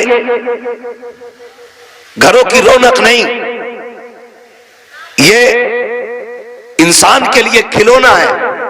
जब हुजूर आए और अपनी बेटी फातिमा खातून जन्नत को सीने से लगाया और फरमाया मेरी फातिमा मेरे जिगर का टुकड़ा है, तो बेटियों को जो कौम दुश्मन मान रखी थी वो अपने बेटियों को जिगर का टुकड़ा मानने लग गई है। ये इज्जत हुजूर ने अता फरमाई है। जो बेटियों को कत्ल कर रहे, सहाबा क्या कहते थे? सहाबा कहते थे या रसूल अल्लाह जब आप नहीं आए थे ना तो हम बेटियों को कत्ल कर देते थे और माथे पे पसीना तक नहीं आता था। जब से आप आए ना तो हम जमीन पे पैर ऐसे देख देख के रखते हैं कि कहीं पैर के नीचे चूंटी ना आ जाए। कहा ये इनकलाब आपकी वजह से आया है। जो लोग इंसानों की जान ले लेते थे अब वो जानवरों की भी जान लेने के तैयार नहीं है। ये इनकलाब हुजूर की वजह से आया। लेकिन रुक के एक बात कहूं, बर्दाश्त कर लेंगे, बड़ी कड़वी बात याद आ गई है, कह जा रहा हूं। हुजूर की विलादत से पहले भी बेटियां मारी जा रही थी और आज भी बेटियां मारी जा रही हैं। आज भी बेटियां मारी जा रही हैं। फर्क इतना है, पहले पैदा होने के फौरन बाद मार दी जाती थी और आज या तो पैदा होने से पहले मार दी जाती है और या फिर शादी के बाद बेटियां मारी जाती हैं। यह सितम अब भी हो रहा है। शादियों से पहले भी बेटियां मार दी जाती हैं, पैदा होने से पहले बेटियां मार दी जाती हैं। आखिर ये कौन लोग हैं जो निकाह के बाद बच्चियों का गला घोट देते? ये वो दौलत के भूखे और कुत्ते लोग होते हैं जिनका पेट जहेज से नहीं भरता है, जिनकी भूख 10 लाख से नहीं मिटती है, जो पूरी जिंदगी कुत्तों की तरह जिंदगी गुजारते हैं। मैं उस शख्स को कुत्ते से बदतर मानता हूं जो कटोरा लेकर के किसी बेटी वाले की चौखट पे खड़ा हो। उससे बदतर कोई शख्स जमीन पे नहीं हो सकता है जो एक बेटी वाले के गुर्दे बेचने पे उसको मजबूर कर दे। और हम सरकार का दामन नहीं छोड़ेंगे। हम जन्नती हैं, मर के देख वो लाठी पड़ेगी कोई बचाने वाला नसीब नहीं होगा। इस धोखे में मत रहना कि तेरी वजह से किसी गरीब की आंख में आंसू आए थे और तो यूं ही जन्नत में गुलाब के फूल लगा के भेज दिया जाएगा। ऐसे ही तुझे खुशबू में बसा करके जन्नत में दाखिल कर दिया जाएगा। हाथ जोड़ के गुजारिश करता हूं, पाप उतने करना जिनका हिसाब आसानी से दे सको। याद रखिएगा, अल्लाह अगर हिसाब लेने पे आया रत्ती रत्ती का हिसाब लेगा और कोई बचाने वाला नहीं होगा। कोशिश ये कीजिएगा किसी की आंख का आंसू तेरी वजह से ना आए, कोई गरीब तेरी वजह से ना रोए, वरना खुदा की कसम कितनी भी अजाने तेरी कब्र पे हो जाए, जितने चाहे 40वें करा लेना, जितने चाहे तीजे पढ़वा लेना, अगर तूने किसी का दिल दुखाया है अल्लाह उस वक्त तक तुझे जन्नत नहीं देगा जब तक गरीब के एक आंसू का बदला तुझसे नहीं ले लिया जाए। ओ किधर खड़े खाओ, हराम का जहेज लेके मौलवी से फाता पढ़वा के हलाल का हो जाएगा। सुन, आज तू किसी की बेटी को लेकर आया, कल तेरे आंगन में भी बेटी आनी है, कल तेरे आंगन में भी बेटी होगी। अपनी बेटी रानी और दूसरे की बेटी नौकरानी, ये कंडीशन है हमारी। दिल मर गए। 4 बेटे तो हिसाब लगा रहे आप, 10 लाख कलुआ में मिलेंगे, 10 बूरा में मिलेंगे, 10 गुड्डू में मिलेंगे, 10 पप्पू में मिलेंगे, हराम में 40 लाख लेगा। भाई किसी का नाम हो बुरा ना मानना, मैं सिर्फ एक मिसाल के तौर पे कह रहा हूं। मुझे क्या मालूम आपके क्या नाम, मैं सिर्फ बताना चाह रहा हूं। हिसाब लगा रहा बैठ के 10-10 जोड़ रहा है। अब तो और तरक्की कर गए लोग, 15 पे कहानी आ गई है। और रिश्ता कराने वाले लोग सिर्फ 500 रुपए के लिए मर रहा। बिचौलिया, रिश्ते कराना अच्छी बात है, और वो रिश्ते कराने वाला अच्छा आदमी है जो सच्चा हो। ये जो झूठ बोल के कह रहा ना, सुनो तुम्हें पता कुछ? कहा क्या? कहा वो जो है उनका लड़का 70,000 रुपए महीना कमा रहा, और कहता किसके सामने? जिसकी बच्ची जवान हो गई हो। हाँ, तो वो पूछता, उसके कान खड़े होते, भाई हर बाप चाहता बेटी सुख में रहे। कौन बाप ऐसा, मैं या आप? कोई ऐसा बाप नहीं है जो अपनी बेटी को दुख में देखना गवारा करे। हर बाप को बेटी प्यारी होती है, हर बाप को बेटी प्यारी है। तो उसके बाद जाके कह रहा फलां का बेटा 70,000 कमा रहा, तो उसने भी कोनी मार के कह दिया जरा कराओ यार रिश्ता। फिर पक्का पता 70 कमा रहा? हाँ मैंने कल ही देखा, उसने अपने अब्बा खाते में डाले। लंबा झूठ। कह रहे मगर यार करा तो दूं रिश्ता, अच्छा बात करूंगा। इसके भाव बढ़ते हैं। कह रहे अच्छा बात करूंगा। 2 दिन बाद आके कह रहे रिश्ता तो हो जाएगा, लेकिन बता मैं यार लौंडे की कमाई बढ़ी है ना, तो इसलिए वो उनकी सोच रहे हैं कि रिश्ता बराबरी का मिल जाए।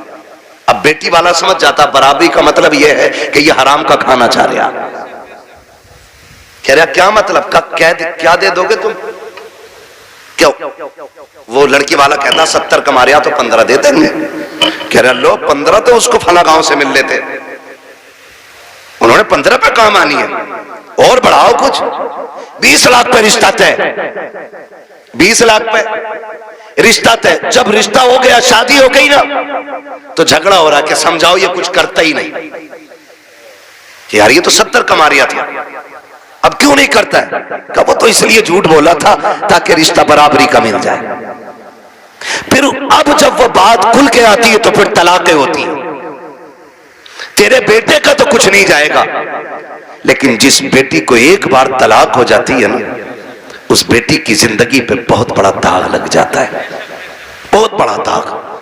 और बेटियों की इज्जत इतनी नाजुक होती है, तलाक तो अलग साहिब, छोड़ना तो अलग की बात है। अगर लड़की को देखने वाले आकर के एक बार जाकर के ये कहते लड़की पसंद नहीं आई है, तब लोग उस लड़की में कीड़े पैदा करना शुरू कर देते हैं। कोई कहता है कि चलन अच्छा नहीं होगा, कोई कहता है कि बच्ची का घरवार अच्छा नहीं होगा, कोई कहता है कैरेक्टर अच्छा नहीं होगा, कोई कहता नहीं नहीं नाक नक्शे की कमी रह गई होगी, कोई कहता देने के लायक नहीं है। इतनी बातें लड़की में पैदा की जाती है। और तुम्हें खुदा का वास्ता मिलाद वाले मुस्तफा का वास्ता हाथ जोड़ के कहता हूं, जब बेटियों की रिश्ते की बारी आया करे तो शद्दाद हमान न बना करो, नमरूद फिरौन न बना करो, दुनिया में हाकिम न बना करो। अगर बेटी की चाहिए आपको तो किसी पे जबरन बेटी ना लो, दौलत के साथ बेटी ना लो, बल्कि झोली फैलाओ, भिखारी बन जाओ और के खुदा के वास्ते बेटी दे करके हमारी नस्लों को इज्जतें दे दे। खुदा की कसम, जब बेटियां ऐसे आती हैं तो फिर नस्लों में खालिद बिन वलीद जैसे लाल पैदा होते हैं। लेकिन ऐसे मांगे कौन? बारात भी तो लेके जाएगा। कितनी बारात चल रही है भाई? हाँ, जब निकाह इमाम पढ़ा देना तो कहते इमाम साहब कितने पैसे हो गए? और इमाम साहब ने कह दिया 5,000। गरीब इलाका होगा यार, छोटा। अगर इमाम ने कह दिया ना 7,786, तो कह रहा कौन सी शरीयत में? फिर कह रहा कौन सी शरीयत में?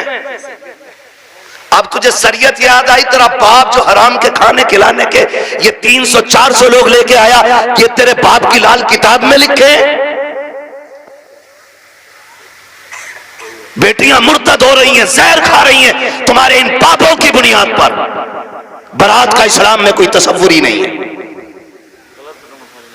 बिल्कुल तसव्वुर नहीं है। हक ही नहीं है कि बेटी वाला खाना खिलाए बारात को। लेकिन पहले सैंपल भेज रहा मुंहों के, कह रहा बोटी बिना हड्डी की होनी चाहिए, रसगुल्ले ज्यादा बड़े ना हो। क्यों? बगले लेके आएगा। इसने कौम का बेड़ा गर्क करके रख दिया है। एक बाप की बेटी जवान हो जाती है, बाप बेटी को देख के सूखना शुरू कर देता है। इसलिए नहीं कि बेटी जवान हो गई है, इसलिए सूखना शुरू हो जाता है कि बेटी जवान हो गई है। अगर कोई दरवाजे पे शरीफ आ भी गया तो बारात में हराम की खाने वाले लोग आएंगे। पहली बात तो जो भी बेटी लेने के लिए आएगा 4, 5, 10 लाख से शुरू होता है, उस कुत्ते का पेट भी भरना है। फिर जो बारात हराम का खाने के लिए आएगी उनके लिए भी इंतजाम करना है। हद तो तब हो जाती है जब 400 बाराती खाने के लिए बैठे हो और लड़के का बाप बगल में परस दबा करके बारात के टेबलों पे चक्कर लगा के पूछता है नमक ठीक है कि नहीं, मिर्च ठीक है कि नहीं, कोई कमी तो नहीं रह गई है। पूछना तो ये लड़की वालों को चाहिए था, ये क्यों पूछ रहा है तयूस की औलाद, इसको हक किसने दिया है कि ये खाने की कमी पता करे। और कितने बेगैरत होते हैं, उसके बावजूद भी उठ के कहते हैं नहीं जी बात तो ठीक है, खाना भी सही है, लेकिन नमक ज्यादा कर दिया गया है, मिर्च तेज कर दी गई है, और बेगैरत नाक तक खा चुका है, तो खाने में ऐब निकाल क्यों रखा है। पहली बात तो ये है लड़के वालों को हक नहीं है कि वो बारात के खाने के बारे में पूछे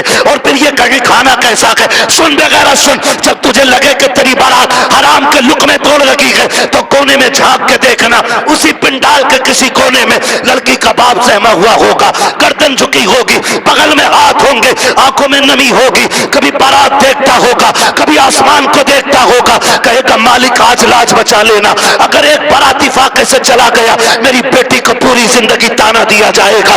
गरीब बाप खड़े होकर के अपने रब को आवाजें दे दे के कहता है मेरे परवरदिगार खाने में बरकत देना, अल्लाह खाना कम ना पड़ जाए। और जब खाने से निकलता बंदा अगर वो पूछता कि बताओ खाना कैसा था, और एक बेटी के बाप से बड़ी बेगैरती से कह दिया जाता है कि खाना ठीक था लेकिन नमक की कमी थी, मिर्च ज्यादा थी, बाप का कलेजा टूट जाता है। मैं पूछना चाहता हूं अगर नमक ज्यादा भी था, मिर्च तेज हो गई थी, अगर तुम इतना कहते थे अल्लाह का शुक्र बहुत अच्छा खाना है, तो तेरा क्या चला जाता, कम से कम गरीब का मान रह जाता, उसका दिल रह जाता। तूने खाने का इनकार किया, उसका दिल भी तोड़ा, रब को भी नाराज किया। खुदा के वास्ते किसी का दिल ना तोड़ा करो, अगर हो सके तो दिल तोड़ दिया करो। अगर ऐसा करोगे काबे वाला भी राजी हो जाएगा, मदीने वाला भी राजी हो जाएगा।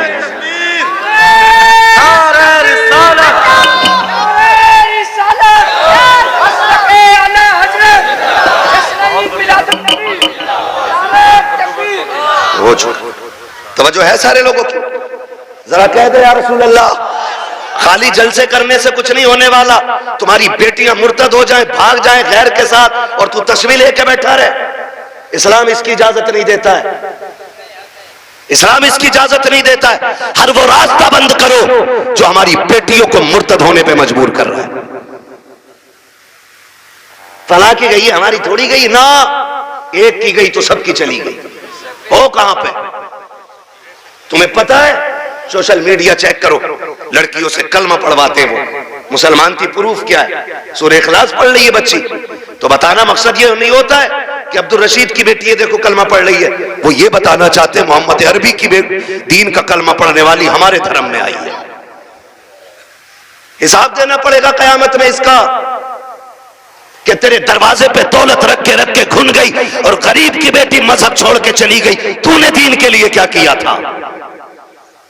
ऐसे लोगों की दौलत को अल्लाह सांप बना के गले में डालेगा और तब कोई पीर बचाने नहीं आएगा। लिखो मेरी बात, तेरे किए का तुझी को भरना है। रस्में बना लिए, अब्बा दफन हो रहा, बेटा कब्र पे खड़े कह रहा मेरे अब्बा की गलती हो तो माफ कर देना। क्यों?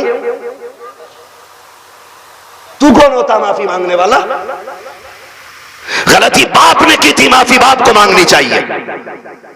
अल्लाह कहता मुंह बंद कर, किताब बंद हो गई उसकी गलतियों का हिसाब उसे देना, अब तुझे नहीं। आने दे, इस दिन का मेरा ऐलान था कब्र में लिटा के इतना तोड़ूंगा कोई बचाने वाला नहीं मिलेगा। आज आ गया है वो दिन। मेरे बाप की गलती माफ कर देना, थप्पड़ तेरे बाप ने मारा था गरीब के, तूने नहीं मारा था। कमजोर को जलील तेरे बाप ने किया था, तूने नहीं किया था। माफी तेरे बाप को मांगनी चाहिए थी। रस्में बना लिए, खाली रस्में। यही मर्दों के हाल है और औरतें भी कम थोड़ी है, मर जा तो उसके कपड़े नोच लेती है। हाय जी माफ कर जाओ, हाय जी माफ कर जाओ, अब कुछ नहीं होने वाला। जीते जी एक दूसरे से माफियां मांग लो, जीते जी एक दूसरे से अपनी गलतियों का निपटारा कर लो, वरना कोई बचाने वाला नसीब नहीं होगा, कोई बचाने वाला नहीं मिलेगा। इसलिए कि हुकूकुल इबाद का मामला बड़ा सख्त है, बड़ा सख्त है। अपनी सी कोशिश तो करो यार। आका फरमाते तू अपनी सी कोशिश कर, फिर जहां नहीं बनेगी वहां बात बनाने के लिए मैं आ जाऊंगा। आला हज़रत फरमाते वुसअतें दी हैं खुदा ने दामन महबूब को, जुर्म खुलते जाएंगे आका। आका मैं फ्री में जन्नत नहीं बांट सकता, माफ कीजिएगा। अगर फ्री की जन्नत के लिए बैठे हो तो मेरी जन्नत नहीं, जन्नत हसनैन के नाना की है। जन्नत उसे मिलेगी जिसे हुजूर चाहेंगे, लेकिन हम अपने आप को बदलें। कितने लोग जन्नत में जाना चाहते हैं? नौजवान बताएं। नौजवानों को मैंने हाथ उठवाएं। जिनके निकाह हो गए वो हाथ नीचे कर लें, जिनके नहीं हुए वो हाथ ऊपर रखें। जिनके नहीं हुए ठीक है ना, अब हाथ नीचे कर लो। आप इतने लोग यहां बैठे, बताओ जन्नत में जाना चाहते हैं कि नहीं हम लोग? एक आसान तरीका बताऊं। आसान तरीका यह है, बिना डिमांड किए किसी गरीब की बेटी को अपने घर की इज्जत बना लो। तुम्हें मरने में देर लगेगी, रब को कब्र को जन्नत बनाने में देर नहीं लगेगी। हाँ, कितने लोग वादा कर रहे हैं इंशाअल्लाह जहेज की डिमांड नहीं करेंगे। क्या बात है, सलामत ने हुजूर आपके हाथ देखें। अल्लाह करे इस महफिल की, उन्हें नीचे कर लिया हाथ। हाँ नहीं वो लगने गई होगी, अब्बा ने कही होगी मुंह तोड़ दूंगा तो बुलेट ना मिली तो। अब्बा भी बड़ा बेगैरत होता, हाथ नीचे करो, अब्बा याद आ गया। 1 मिनट नहीं बैठागा अब्बा को बुलेट पे ही, और अब्बा लिस्ट में सबसे ऊपर बुलेट लेके घूम रहा। हाँ 1 मिनट नहीं बैठागा बुलेट पे अब्बा को, और अब्बा के हाथ में इतनी लंबी लिस्ट है। पिलाई पूछ दिया बेड में क्या इंची वाली है, 1 दिन नहीं बैठेगा बुढ़ा बेड पे। और गरीब का जीना हराम करने में सबसे आगे है। नहीं अब्बा ही कर रहा है। तो कितने लोग जन्नत में जाना चाहते हो नौजवान, जरा बताएं। मैं आसान तरीका बता रहा हूं। सारे जाना चाहते हैं ना, हाथ नीचे कर लो, खुदा सलामत रखे। पूर ससुर के देने से नहीं पड़ती है, किसके देने से पड़ती है? बहुत कमजोर लोग हो यार। हमारा रब कौन है इतना पता है ना, तो फिर बोलो किसके देने से पूर पड़ती है? तो ससुर से मांगना चाहिए कि अल्लाह से? बोलो किससे? तो इसे कुत्ता ना कहूं जो ससुर के आगे यूं कह रहा 10 लाख चाहिए, कोई दिक्कत ना ना। कुत्ता वो खाता जो फेंका जाता है, और ये कुत्ते से बदतर है जो छीन के ला रहा है। कितने ऐसे लोग हैं ना, कितने होशियार होते हैं, इतने होशियार होते हैं। रिश्ता करा दो साहब, कोई डिमांड करना ना, कुछ ना, खाली लड़की दिलवा दी। खाली लड़की मिल गई, फिर बिचौली आके कहता सुनो कि हाँ कि लोग बड़े अच्छे शरीफ हैं, कुछ भी ना मांग रहे, लड़की कह रहे लेकिन यार तुम कुछ गैरत करियो। बिचौलिया भी बड़ा बड़ा बना हुआ पड़ा। अगर इसकी कुटाई का नंबर आ गया ना तो कोई बचाने वाला नहीं मिलेगा। कोई बिचौलिया, सबको नहीं कह रहा हूं, जो अच्छे वो तो अच्छे ही है। एक दूसरे का मुंह ना देखा करो, मुझे दोनों ही चोर लगते हैं। फिर तो कह रहा तुम्हें पता लोग तो बहुत अच्छे हैं, लेकिन थोड़ा सा ख्याल करियो। क्या ना, गाड़ी कौन सी निकाल ले? तो गरीब बंदा कह रहा है कि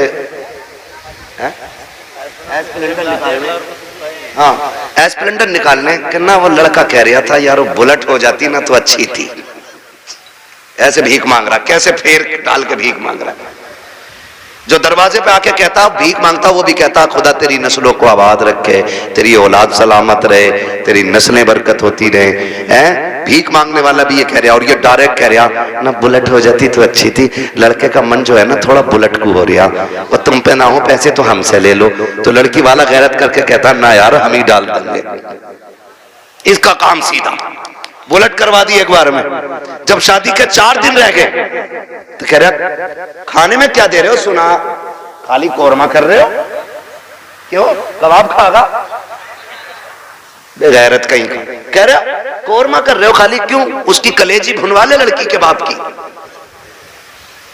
बेटे पैर थोड़ा जलसा है, कह रहा खाली कोरमा कर रहे हो कि हाँ कहना, वो ये कह रहे थे ना बिरयानी भी हो जाती और थोड़ा हलीम और बढ़ा दियो। अब तो ये चल ही रहा, फेफड़े निकाल दिए बेटी वालों के, ऐसी कंडीशन कर देते। अभी कुछ दिन पहले की बात थी, एक न्यूज शाये की गई, एक बाप ने बेटी की शादी से 4 दिन पहले फांसी लगा ली। क्यों फांसी लगाई? तारीख का ये बाप इस दौर के कलंक बन करके माथे पे चमकता रहेगा, सिर्फ इसलिए कि जब बेटी के निकाह के 3 दिन बाकी रह गए थे तब ससुराल वालों ने लिस्ट बनाकर जहेज की भेजी, उसमें महंगे महंगे सामान भी थे। गरीब बाप जब शाम को घर पे आया, खाने के लिए बैठा तो लुक़मे हलक से नहीं उतरे। बेटी बेटी होती है, समझ गई। अब्बा बात क्या है, क्यों नहीं खा रहे हो? कहा बेटी कुछ नहीं है। अल्लाह अकबर बेटी कहती है, अब्बा मेरी वजह तो नहीं है? कहा नहीं बेटी तेरी कोई वजह नहीं है। तारीख गवाह है कि वो बाप जो दिन भर ठेला लगाता था, जिसको बाप की बेटे की रुखसती करनी थी, उस बाप ने रात के सन्नाटे में फांसी लगा करके अपनी मौत को गले लगाया। अगले दिन लाश जब उतारी गई, जेब के अंदर से कागज मिला, उसमें लिखा हुआ था, मेरे रिश्तेदारों मैं इस लायक नहीं हूं कि तुम्हारी खुशी पूरी कर सकूं, और बेटी को नाकामी का चेहरा नहीं दिखा सकता था, इसलिए मैं दुनिया छोड़ के जा रहा हूं। अगर मेरी लाश तुम्हारे काम आ जाए तो इससे फायदा उठा लेना। तुम्हें खुदा का वास्ता इन हालात में बेटी वालों को मत लाना। लब्बैक लब्बैक या रसूल अल्लाह, लब्बैक।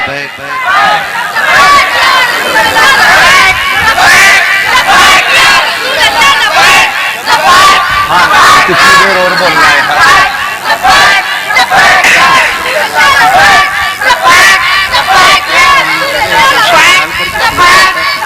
कह रहे हैं बहुत लंबी मौजूद। चलिए, खुदा सलामत रखे, अल्लाह जवानों के इश्क को सलामत रखे। ठीक है ना, तवज्जो है सारे लोगों की। तो मैं बेटियों से कहना चाहूंगा, आखिरी बात, हुजूर ना होते ना तो तुम्हें ये इज्जतें मिलती ही नहीं।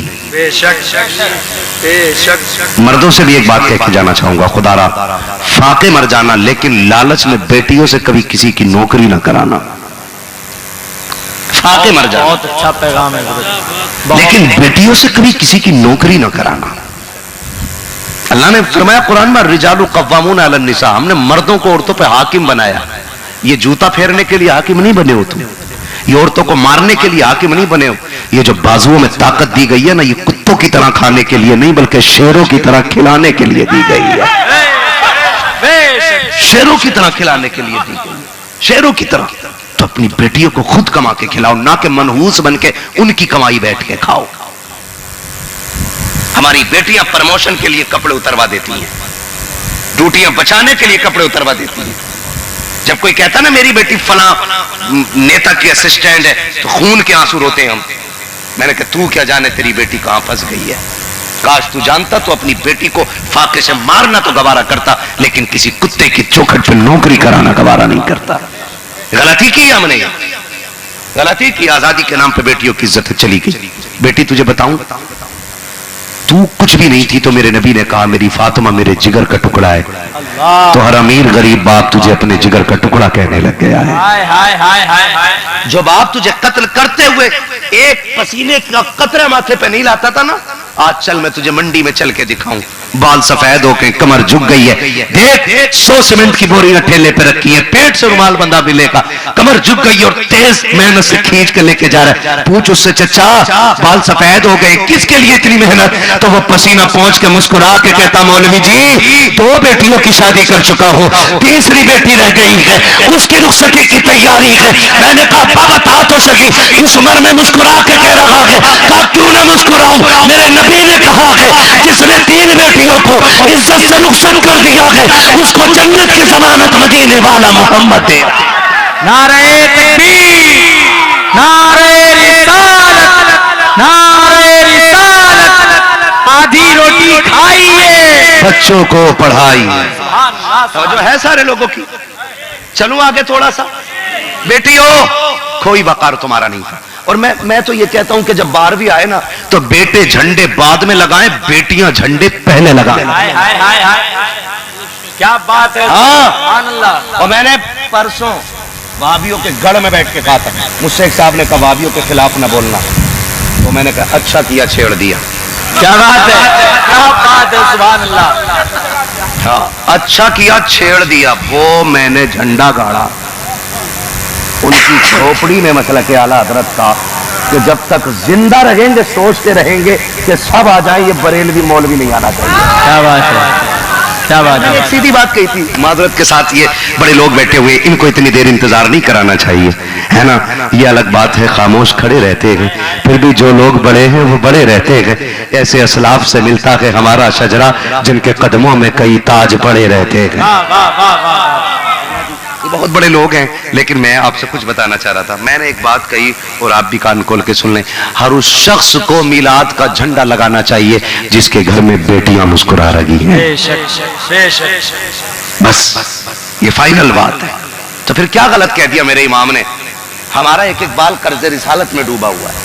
इतना कर्ज मेरे महबूब के एहसानात का हमारे ऊपर है। इतने बाल हमारे जिस्म पे नहीं जितने हुजूर के कर्जे हमारे ऊपर है।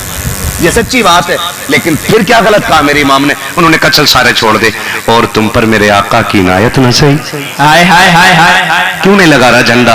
और तुझ पर मेरे आका की इनायत न सही, नजदिया कलमा पढ़ाने का भी एहसान गया, और इसीलिए झंडा लगा ले कि हुजूर ने कलमा पढ़ाया। तो मैं बेटियों से कहना चाहूंगा, खुदा के वास्ते कभी सर से चादर न उतरने देना, और ऐसी चादर लपेट सर पे।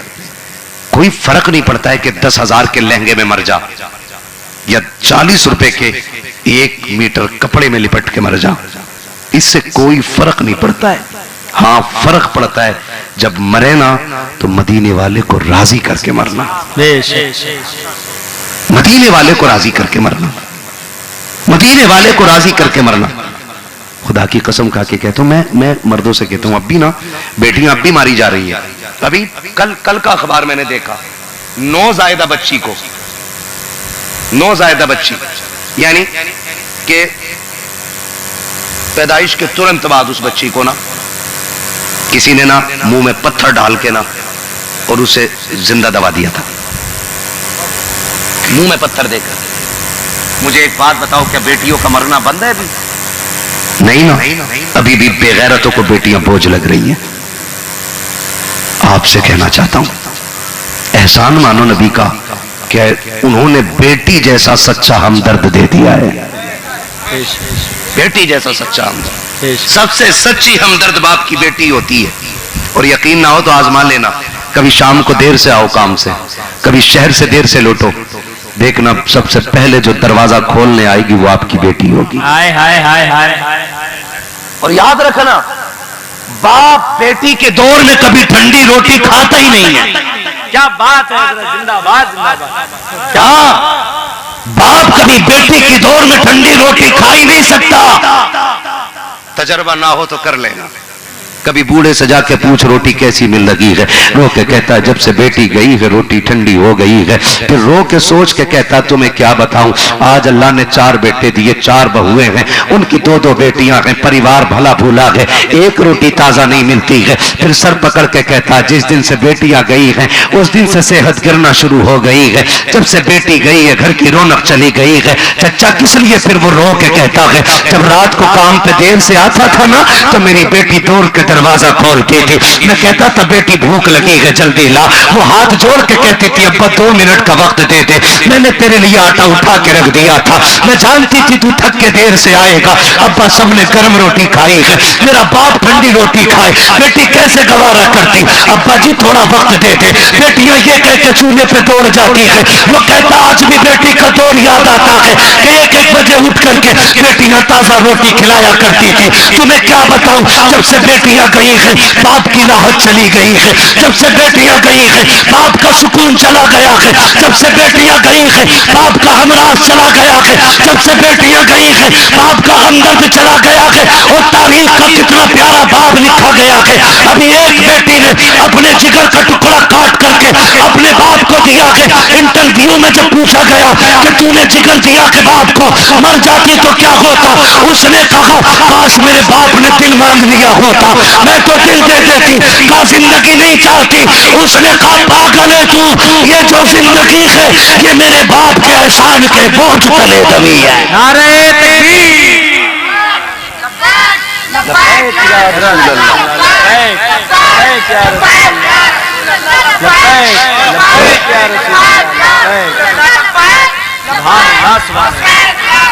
सलामत रखे। मुझे बड़ा लंबा सफर करना, यकीन करें साहिल भाई का इतना बड़ा प्रेशर था, मैं आज किसी मंत्री के कहने पे भी नहीं आता। क्योंकि मैं एक अपनी बड़ी गहरी शादी में से खाली यूं गया और यूं लौट आया, क्योंकि इनका प्रेशर बड़ा लंबा था। और ऐसे ही नहीं, मुझे अभी ना कल जाके सीवान में तकरीर करनी है, बाई कार जाना है मुझे, सफर मेरा छोटा नहीं है। मगर मैं अल्लाह की कसम खा के कहूँ, हमारी थकन ना कभी मुर्गों से, बादामों से, काजू से, इन चीजों से कभी नहीं उतरती है। हमारी थकन उतरती है तो सुभान अल्लाह से उतर जाया करती है। इतनी जोर से सुभान अल्लाह कह दो कि ये थकन सीवान तक काम करने लग जाए आपकी। सुभान अल्लाह, खुदा सलामत रखे। बस इतना एहसान कर दिया है कि मेरी आधी थकन उतर गई है। इंशाअल्लाह जो बची है वो भी जल्दी उतरने वाली है ना, ठीक है ना। तो खुदा रहा बहुत बड़ा मौसम दिया मेरे नबी ने। अच्छा एक बात बता दूं, मुझे याद आ रही है, आप अच्छा सुन रहे हैं इसलिए बता रहा हूँ, माजरत चाहूंगा, थोड़ा सा वक्त ले रहा हूँ। जब इन्होंने बैठाई दिया है तो ले लो थोड़ा सा वक्त, घूर के ना देखो, चलो सजरा सुन लो, बात खत्म करो। इंशाअल्लाह जो रह गई है ना वो कभी फिर कर ली जाएगी, ठीक है ना। ना वो सुन ले 1.5 घंटे के बाद ना। अरे बड़ा लंबा सफर हो जाएगा, बड़ा लंबा सफर हो जाएगा। खुदा आपको सलामत रखे। बस थोड़ी सी मेरी बात सुन ले, जो मैं कहना चाहता हूँ, है ना, बुलाओ नगों से पाक, हाय हाय हाय, ठीक है ना। तो ये तो उनकी मर्जी है, वो कब बुलाए, बेशक, मगर इंशाअल्लाह कभी तो बुलाएंगे, कभी तो बुलाएंगे। ये नस्ल करीमों की लजपाल घर, ठीक है ना। बस मैं जो बात बताना चाह रहा था, मैं इस टॉपिक को पूरा कर लूं, ठीक है, इस टॉपिक को पूरा कर लूं। आप अगर गौर करें, बेटी दे के रब ने बहुत बड़ा एहसान कर दिया है, बेशक, बहुत बड़ा एहसान कर दिया, इतना बड़ा एहसान किया है। आपके 100 साल की इबादत को ये नहीं कहा कि आपकी 100 साल की इबादत आपके और जहन्नम के बीच की दीवार है, लेकिन जब बेटी दी तो ऐलान किया कि बेटियां बाप और जहन्नम के बीच में एक दीवार होती हैं। अल्लाह, दीवार होती है। ये आए तो मुंह ना बिगाड़ना, ये आए तो मुंह अच्छे कर लेना। जो भाई बैठे ना, मैं एक बात कह के जाऊं, ये भी बहुत बड़ा एक अलमिया है। बाप के इंतकाल के बाद ना बेटियां लावारिस हो जाती हैं, क्योंकि भाई बीवियों में उलझ के रह जाते हैं। तो बीवियों से भी कहूंगा हाथ जोड़ के, तू आज किसी के घर की बीवी है ना, तो कल किसी के घर की बहन भी थी ना तू, तेरा भी तो अपना खानदान है, तेरा भी तो अपना रिश्ता है ना, तेरे भी अपने रिश्ते में बाप है, भाई है, बाप है। तू अपनी भाभी को ताने देती है कि नहीं नहीं मेरे भाई को हमसे जुदा मत कर, तो फिर तू किसी के भाई को बहनों से जुदा क्यों कर रही है? बहनों से भी ये कहूंगा, खुदारा ख्याल कीजिए, किसी बेटे को मां से अलग न करना, इसलिए कि अगर तेरी जन्नत तेरे शोहर के कदमों में है ना, तो तेरी शोहर की जन्नत उसकी मां के कदमों के नीचे है। अपनी जन्नत बचानी है ना, तो उसकी ना लुटने देना, अगर उसकी गई तो फिर तेरी भी गई। सीधी सी बात बेटियों से मेरी इतनी सी है, इतनी सी, अपनी भी बचा लो और उनकी भी बचा लो, अपनी भी बचा लो और उनकी भी बचा लो। तो ये जो झगड़े, आपसे कहूंगा बाप चला जाए ना, तो बहनों को लावारिस मत होने देना। हमसे लोग कहते हैं कि मौलाना अब्बा चले गए हैं, कोई वजीफा बना दो, ख्वाब में देखना चाह रहा हूं। मां की बड़ी याद आ रही है, जब से गई है ना कब्रिस्तान बड़ी याद आती है। मैं कहता हूं जी मैं कोई वजीफा नहीं जानता कि कब्र पे बैठूं और मुर्दा निकल आए। मैं बस इतना जानता हूं, अगर मां की याद आए ना और मां कब्रिस्तान में हो, एक छोटा सा काम करना, एक दिन छुट्टी करना और सारी बहनों को दावत देना। हाय हाय, जो समझ गए अल्लाह उन्हें सलामत रखे। सारी बहनों को दावत देना और एक दस्तरखान लगाना, खुद भी बैठना, बहनों को भी बैठाना और उनसे हंस हंस के बातें करना। हाय हाय हाय हाय, फिर देखना किसी के चेहरे में मां मुस्कुरा रही होगी, किसी के लहजे में मां का तेवर होगा, किसी की बात में मां का अंदाज होगा, और कोई डांट के कहेगी चल पगले, तो किसी की डांट में मां डांट रही होगी। कसम खा के कहता हूं, जो नजारे तावीजों से नहीं हो सकते हैं, वो घर की एक दावत होने एक दस्तरखान पे कराता है। नारे तकबीर, नारे रिसालत, अज़मते वालिदैन, अज़मते वालिदैन, नारे तकबीर, नारे रिसालत। और बहनों पारसा हो जाओ, नेक हो जाओ, इतनी नेक हो जाओ कि तुम्हारी गोद में आने वाला सलाहुद्दीन अय्यूबी बने। इतनी पारसा हो जाओ कि तुम्हारी गोद में आने वाला कोई मोहम्मद बिन कासिम बन के उभरे। इतनी नेक हो जाओ कि तुम्हारी गोद में जो आए वो गुलाम आला हजरत आए। इतनी मुत्तकिया हो जाओ कि तुम्हारी गोद में अलाउद्दीन साबिर कलियरी का चाहने वाला आए। इतनी पारसा हो जाओ, जब तुम पारसा हो जाओगी ना तो तुम्हारी गोद की तहारत की कसमें आसमान उठाएगा, तुम्हारी पारसाई की कसमें जमीन का जर्रा जर्रा उठाएगा। वो कहा था ना किसी ने, तरदामनी पे शौक हमारी न जाइए, दामन निचोड़ दे तो फरिश्ते वुजू करें। हाँ जी, वो भाई खुदा आपको सलामत रखे, आप अपने रवैये बेहतर करें, बेटियां अपने रवैये बेहतर कर लें। सुने, माँ पारसा इतनी पारसा कि गैर महरम को न देखे, किसी से बात न करे, नाजायज चीज न सुने, जिसके नेक अमल की बुनियाद पे गूंगा, अंधा, बहरा, लूला, लंगड़ा सब कह के निकाह किया गया हो, जब उसकी गोद में फूल खिला तो दुनिया उस फूल को अब्दुल कादिर जिलानी कह ले। पारसाई है, माए पारसा होती है तो बेटा अब्दुल कादिर जिलानी होता है। और ऐसा नहीं कि विलायत बाद में मिली हो, माँ के शिकम से वली पैदा होने वाले को गौसे आजम अब्दुल कादिर जिलानी कहा जाता है। है ना? आ गया 11वीं का महीना, भौंकेंगे कुछ कुत्ते, कहेंगे ये करामत कहां से आई है। ये कुछ दज्जाल की औलाद हमारी कौम में भी आ गई है। हाँ तो मैं एक दिन वो वाकया बयान कर रहा था कि सरकार को से पाक ना बचपन में उछलते थे तो सूरज के अंदर चले जाते थे।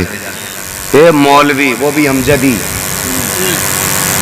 हाँ हमजदियों से पाक तगड़ा मौलवी। खैर यार ये झूठ है, समझ में आने वाली बात नहीं।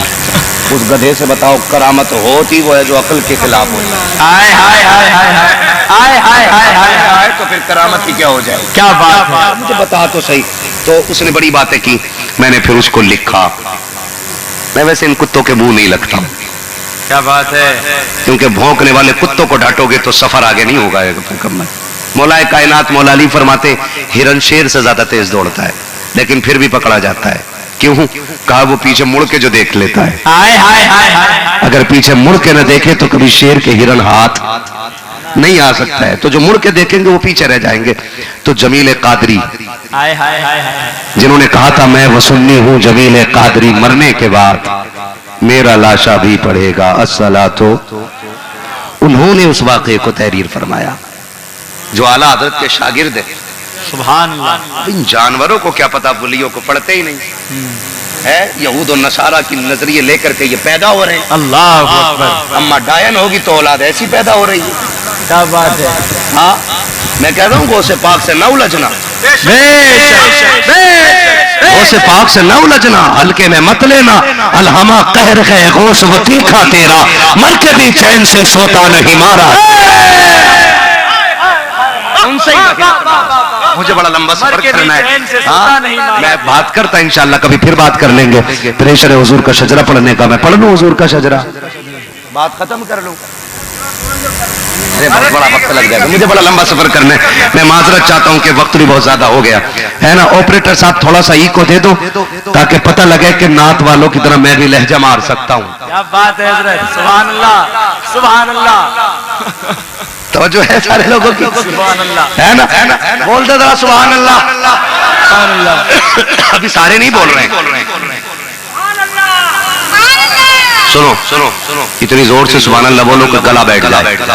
क्योंकि अगर माँ पूछे बेटे आवाज का क्या हुआ, कहना अम्मी पैसे वाले पैसे दे रहे थे, मैं हुजूर के नाम पे आवाज लुटा के आ गया। इतना तो कर ही सकते ना हुजूर के नाम पे, कर सकते तो जरा बोले सुभान अल्लाह। साहिल भाई इतने हल्के में काम नहीं चलेगा। हाँ, खाली नजराना देने से काम नहीं चलेगा, दाद भी दो भाई, है ना। आप कोई नाराज बैठा तो फिर आप सुभान अल्लाह क्यों नहीं कहते? ओहो, मुंह में ना क्या बात कुछ है। महफिलों में जरा मुंह साफ करके बैठे, यहाँ पुड़ियाँ खा के ना बैठा करो। हुजूर की महफिल है, साफ रखा करो मुंह को। हजार बार बशरम दहन से मुश्को गुलाब, उनूज नामे तू गुफ्तन कमाले गया दिली।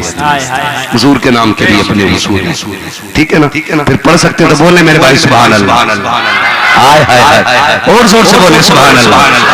आदम के बेटे शीश, हाय हाय हाय हाय, जब मेरा हाथ का इशारा होना तो समझ जाना मौलवी की सांस अटक रही है।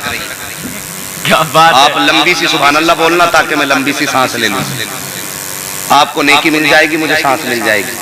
बात साफ सुथरी अच्छी रहती है, नेकी का झांसा देके काम नहीं निकालना, अपना तो प्रस्ताव भी साफ सुथरा ही है। हम इसलिए सुभान अल्लाह कहलवा रहे हैं ताकि उस बीच में तुम्हारी आड़ में हम सांस ले लें, ठीक है ना?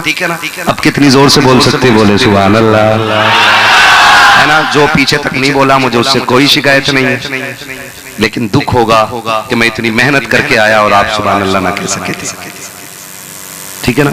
साथ देंगे सारे लोग जो बहुत दूर से भाई आए, अल्लाह उनका सफर कबूल फरमाए, अल्लाह उनकी नस्लों में बरकत अता फरमाए, और जितने भी हुजूर के आशिक आए सबको मदीने वाले और बगदाद वाले आका की खैरात अता फरमाए, ठीक है ना? कितनी जोर से बोल सकते बोल दें सुभान अल्लाह।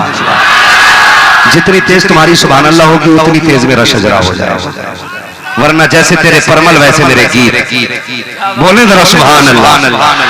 आदम के बेटे शीश, शीश के बेटे अनस, अनस के बेटे कैनान, कैनान के बेटे मेलाइल, मेलाइल के बेटे ब्यारत, ब्यारत के बेटे इदरीस, इदरीस के बेटे मुतवश्शिक, मुतवश्शिक के बेटे लबकले के नाम, लबकले के नाम के बेटे नूह, नूह के बेटे साम, साम के बेटे जुलाल, जुलाल के बेटे सालिह, सालिह के बेटे आबिद, आबिद के बेटे दाता, दाता के बेटे रावा, रावा के बेटे सारू, सारू के बेटे नाखुन, नाखुन के बेटे तारिक, तारिक के बेटे इब्राहिम खलीलुल्लाह,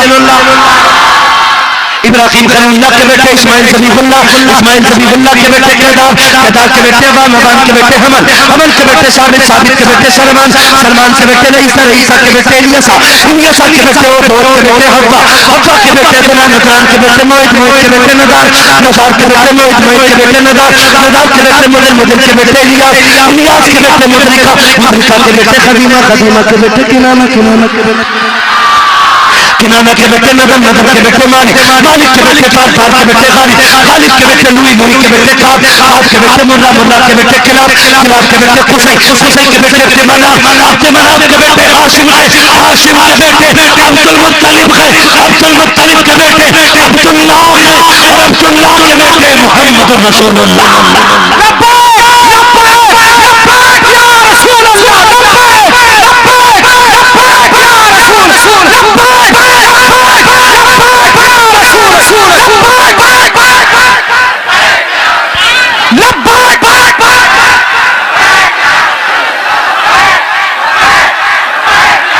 सुभान अल्लाह, सुभान अल्लाह। सलामत रहे, सलामत रहे, खुदा की कसम, रात के आखिरी पहर में भी दीवानों ने बता दिया था,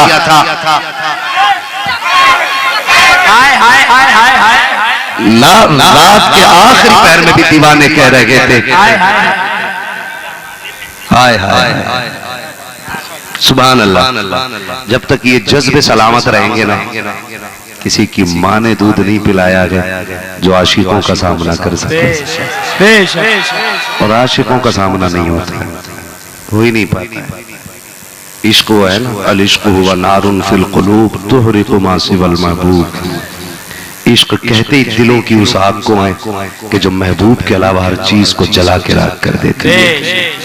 आशिक होते ही वो है जिसे महबूब के सिवा कुछ नजर नहीं आता ही नहीं है, आता ही नहीं है। मेरे इमाम ने ना यहाँ भी कहा था, एक तरफ आदाए दी, एक तरफ है हासिदी, बंदा है तन्हा शाह, तुम पे करोड़ों दुरूद।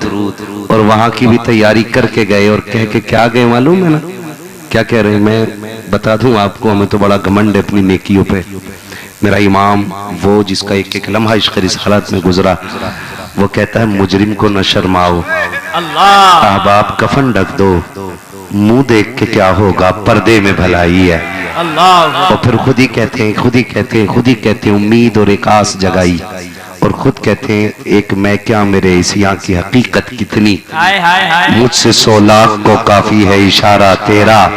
कहते हैं रजा पुल से अब वजद करते गुजरिए, कहे रब्बे सल्लिम सदाए मोहम्मद।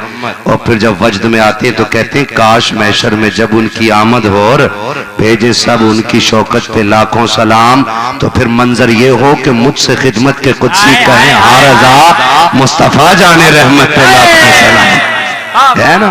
फिर जब ये रंग आए, ये रंग आए और इसी रंग में जियो, तो फिर तुम्हारे कफन, तुम्हारे जनाजे, तुम्हारी रूहें ये कहेंगी तड़प के, लहद में इश्क रुखे शह का दाग लेके चले, अंधेरी रात सुनी थी